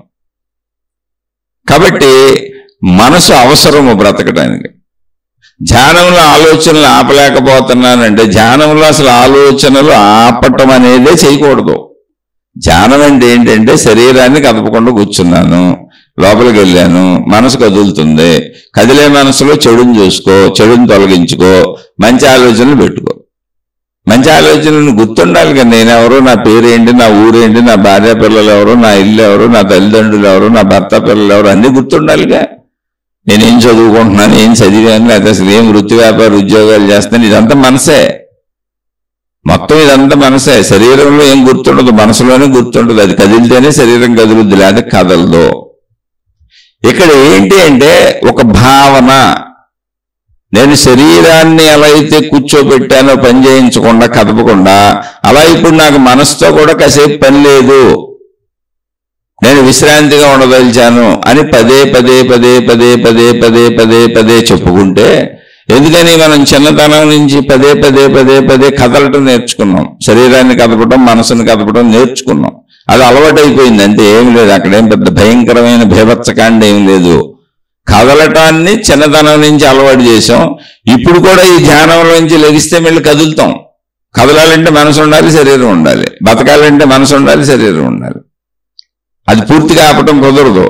అందుకని దానికి చెబుతాం, ఈ కాసేపు దాని ధ్యాసను వదిలేయడానికి ప్రయత్నించాలి, దాన్ని కదపకుండా ఉంచడానికి కాదు. కదులుతున్న దాన్ని పట్టించుకోకుండా ఉండటానికి మనమే చెప్పుకోవాలి. శరీరాన్ని ఎలా అయితే కదపకుండా కూర్చోబెట్టామో అలా మనసు కదులుతున్నా కూడా దాన్ని పట్టించుకోకుండా ఉండటం నేర్చుకోవాలి. అంతే మనసు ఆగిపోయింది అనుకోండి, పిచ్చోళ్ళం అయిపోతాం. మనకు తెలియదేమి, మన గురించి మనకే తెలియదు. ఇలాంటి ప్రాసెస్ అంటే మనసు కదలికలకు ఆధారం ప్రాణవాయువు, గాలి. అంటే శరీరంలో అన్ని కదలికలకు ఆధారమే వాయువు, మనసుకు కూడా అదే వాయువు. అందుకని చాలా మంది హఠయోగ పద్ధతుల్లో, కొన్ని యోగ పద్ధతుల్లో ప్రాణాయామాలు, కుంభకాలు, రేచకాలు అని మనసుని వాయువు ద్వారా ఆపి, ఇప్పుడు మీరు కూడా గాలి పీల్చడం ఆపేయండి, మీ మనసు ఆగిపోతే చూసుకోండి. చాలా సింపుల్. ఆగేయండి అంటే ఒకటి చచ్చిపోయేంత వరకు అని కాదు. మీరు ఇప్పుడు మీ గాలి పీల్చే దాని మీద దృష్టి పెట్టి గాలిని ఆపేయండి, మనసు ఆగిపోద్ది. మళ్ళీ గాలిని వదిలితే మనసు కదులుద్ది. ఎందుకని కదలికలకు మూలం వాయువు. అలా కొంతమంది ఆ మార్గాల ద్వారా బాగా ప్రాక్టీసులు చేసి సమాధి స్థితికి చేరుకోవడం అనేది నేర్చుకున్నారు. అది ఆ మార్గాల్లోనే ఉంటుంది సమాధి స్థితి అనేది. అయితే విడిగా చెప్పబడుతున్నప్పుడు సమాధి స్థితి అది శరీరపరంగా వాళ్ళు నేర్చుకున్న సమాధి స్థితి, అది హఠయోగ మార్గాల్లో వస్తుంది. అది జ్ఞాన మార్గంలో సమాధి స్థితి ఏంటంటే సమభావన. ఇందాక మనం చెప్పుకుంది, సృష్టితో నేను కలిసిపోయా ఉన్నాను, అన్నీ ఒకటైన సమభావనే ఇక్కడ సమాధి స్థితి, సమత్వ స్థితి. అది అలా ప్రాక్టీస్ చేసిన వాళ్ళు అది చెబుతూ ఉంటారు. దానివల్ల ఉపయోగం లేదు. కాసేపు ఇప్పుడు సమాధి స్థితిలో ఉన్నంతసేపు మనసు ఆగుద్ది, మళ్ళీ బయటకు వచ్చినాక నువ్వు ఊపిరి పీల్చాలిగా. ఊపిరి పీల్చేటప్పుడు మళ్ళీ మనసు కదలటం మొదలవుద్ది. ఇప్పుడు రాత్రి నిద్రపోయి ఎక్కడ ఏ విషయాలు వదిలేసామో ఉదయం మెలకు అక్కడి నుంచే మొదలవుతాం. సమాధి స్థితి కూడా నిద్ర లాంటిదే. అష్టావక్ర మహాగీతలో అష్టావక్ర మహాముని స్పష్టంగా జనక మహారాజుకు చెప్పాడు, సమాధి స్థితుల కోసం ప్రయత్నించుకో, వాటి వల్లనే ఉపయోగం లేదు, అది తాత్కాలికము, సంపూర్ణమైనటువంటి అనంతాత్మ ఎరుక కాదు. సహజ జీవితంలో సహజంగా నీకు అది ఉండాలి, దాన్ని ప్రాక్టీస్ చేసుకో. తిరుగుతూ నడుస్తూ కదులుతూ నేను శరీరం అని ఎలా అనుకుంటున్నావో అలా నేను అనంత ఆత్మశక్తిని అన్న ఎరుకతో శరీర భావంలో జీవించు అని జనక మహారాజుకి ఆయన నేర్పారు. ఆయన అలా జీవించారు. కావలసిన వాళ్ళు వెళ్ళి అష్టావక్ర మహాగీత చదువుకోండి, జనక మహారాజు చరిత్ర చదువుకోండి, అష్టావక్ర మహాముని చరిత్ర చదువుకోండి. ఇక్కడ ధ్యానంలో భావాలను పట్టించుకోకుండా ఉంటూ నేర్చుకోవటం అంతే. అయితే మరి నేను పట్టించుకోకుండా ఎలా ఉండండి, నాకు ఆలోచన వచ్చేస్తుంది కదండి, అది మొదటి రోజు అలా అనిపిస్తుంది. అలా 6 నెలల్లో సంవత్సరం అలా చేస్తూ ఉంటే ఖచ్చితంగా వస్తుంది. వచ్చిందని మీరే చెబుతారు. పట్టించుకోకుండా ఉండటం అంతే, పట్టించుకోకుండా ఉండటం. ఎందుకని రోజువారీ జీవితం ఆ పట్టించుకోనే కదా. ఇప్పుడు ధ్యానం అయిపోగానే లేచామనుకోండి, మనసులో వచ్చిన ఆలోచన ప్రకారమే శరీరం కదుపుతాం. ఇప్పుడు ధ్యానంలోంచి లేవగానే మీరు బయటికి రావాలనుకోండి, మనసులో ఆలోచన వస్తుంది నేను లేవాలి అని, అప్పుడు లెగుస్తారు. కాళ్ళు తెమ్మిర్లు ఎక్కినాయి, కాసేపు కాళ్ళు సరి చేసుకోవాలనిపిస్తుంది, మనసు చెప్పుద్ది, అప్పుడు సరి చేసుకుంటారు. నేను బయటికి వెళ్ళాలి, గది తలుపులేసి కూర్చున్నారు అనుకోండి, తలుపులు తీయాలని మనసు చెప్పుద్ది, అప్పుడు తలుపులు తీస్తారు. అప్పుడు మనసేగా, మనసు ఏం చెబితే అది చేస్తూ ఉంటాం. కానీ మనసు ఆగటం కాదు, మనసుని పట్టించుకోకుండా ఉండటం. కరెక్ట్గా తెలుసుకోవాలి జ్ఞానాన్ని. శరీరాన్ని ఎలా అయితే ఆపి కూర్చోబెట్టి ఇప్పుడు శరీరంతో పని చేయట్లేదు, అలా మనసుతో కూడా నేను పని చేయను, మనసును ఆపాను, ఆపుతున్నాను అని నాకు నేను చెప్పుకోవడం. అది కొంతకాలం పట్టుద్ది అంటున్నా. ఆపుతున్నానంటే మనసు ఆగదు, దాన్ని నేను పట్టించుకోను, ప్రశాంతంగా ఉంటాను. లేదు పట్టించుకోండి, పట్టించుకొని దానిలో చెడు తొలగించుకోండి. ముందు మంచి మనసుగా మార్చుకోవాలి కదా, చెడు పోగొట్టుకోవాలి కదా, ఆ ప్రయత్నం ముందు చేయాలి కదా. కాబట్టి ఆ ప్రయత్నం ముందు చేయండి.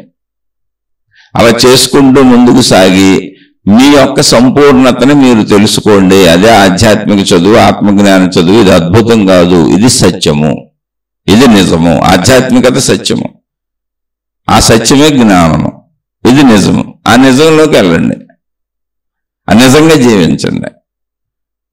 నిజంగా జీవించినప్పుడు, మంచిగా జీవించినప్పుడు అన్నీ బాగుంటాయి. నిజంగా జీవించడం అంటే మంచిగా జీవించటమే, శరీరపరంగా అన్నీ బాగుంటాయి, అన్నీ చక్కగా ఉంటాయి. మీకు అర్థమైతే మీ జీవితంలో ఆచరించుకోండి. అర్థం కాకపోతే, ఇంకా మీకు సందేహం తీరకపోతే, ఎక్కడ అనుమానం ఉందో మళ్ళీ ప్రశ్న రూపంలో అడిగే ప్రయత్నం చేయండి.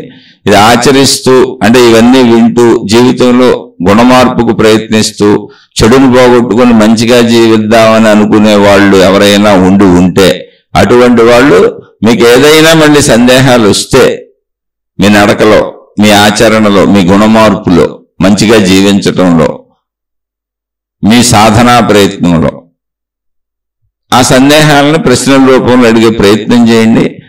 తెలిస్తే వీలైతే చెప్పుకునే ప్రయత్నం చేద్దాం. ఇది చాలా తేలికైన విషయం. మన జ్ఞానంతో మనం బతకటం, మనం సంపూర్ణంగా చూసుకోవటం, తెలుసుకోవటం, అదే ఆధ్యాత్మికత. దానికి పెద్ద కష్టమే ఉంది. కాకపోతే జ్ఞానం మనకు శరీరపరమైన అనుభవాలు ఈజీగా అనిపిస్తే, కావాలనిపిస్తే, జ్ఞానంలో అనుభవాలు ఉండవు. జ్ఞానానుభవం పరిశీలన. జ్ఞానంలో అర్థం అవటం ఉంటుంది, అవగాహన అవటం ఉంటుంది, తెలియటం ఉంటుంది. అందుకని జ్ఞానాన్ని ఉపయోగించినప్పుడు కొంచెం బోరు కొట్టినట్టు ఉంటుంది. ఎందుకని శరీర అనుభవాలు ఏదో అనుభవించేస్తున్నట్టు సుఖభోగాలు తెలుస్తూ ఉంటాయి. జ్ఞానానుభవాలు అర్థం అవటమే తప్ప తెలిసేది ఏమి ఉండదు. ఇలా శరీర సుఖాలలాగా తెలియదు. అందుకని శరీర సుఖాలు కావాలనిపిస్తే, ఇంకోటి ఏంటంటే శరీరంతో బ్రతకడం నిజమేగా, కావాలని అనిపించకపోయినా అన్నం తినాలి, బట్టలు కట్టుకోవాలి, మామూలు జీవితానికైనా అవసరాలు ఉన్నాయిగా. శరీరం నిజమే, శరీరం అబద్ధం కాదు. కానీ నువ్వు శక్తివి అనేది దానికంటే పెద్ద నిజం, ముఖ్యమైన నిజం, శాశ్వత నిజం. అది కూడా తెలుసుకోవాలి. అది కూడా తెలుసుకో అని చెబుతుంది ఆధ్యాత్మికత. అంతే. కాబట్టి చక్కగా ప్రయత్నించండి. ఇది అర్థం కాని వాళ్ళు, ఇది నచ్చని వాళ్ళు, నేనేదో తప్పులు చెబుతున్నాను అనుకున్న వాళ్ళు అసలు వినకండి. నేను చాలాసార్లు చెబుతున్నా, ఎవరి మార్గంలో వాళ్ళు వెళ్ళండి. లోకంలో అనేక మార్గాలు ఉన్నాయి. మీకు నచ్చిన మార్గంలో మీరు హాయిగా వెళ్ళిపోండి. ఎందుకు పక్కింట్లోకి వెళ్ళి వాళ్ళ గురించి వినటం, వాళ్ళ గురించి తెలుసుకోవటం, మళ్ళీ మీ అన్ని తప్పులని వాళ్ళకి చెప్పాలని ప్రయత్నించటం, ఇదొక చెడ్డ స్వభావము. నచ్చని వాళ్ళు చక్కగా మీ మార్గాల్లో మీరు హాయిగా మీకు నచ్చిన మార్గాల్లో వెళ్ళండి. ఎవరొద్దన్నారు అసలు. శుభమస్తు. మీకు మీ కుటుంబ సభ్యులకు మేలు చేకూరుగాక. మరలా మరొక కొత్త శీర్షికతో కలుసుకుందాం.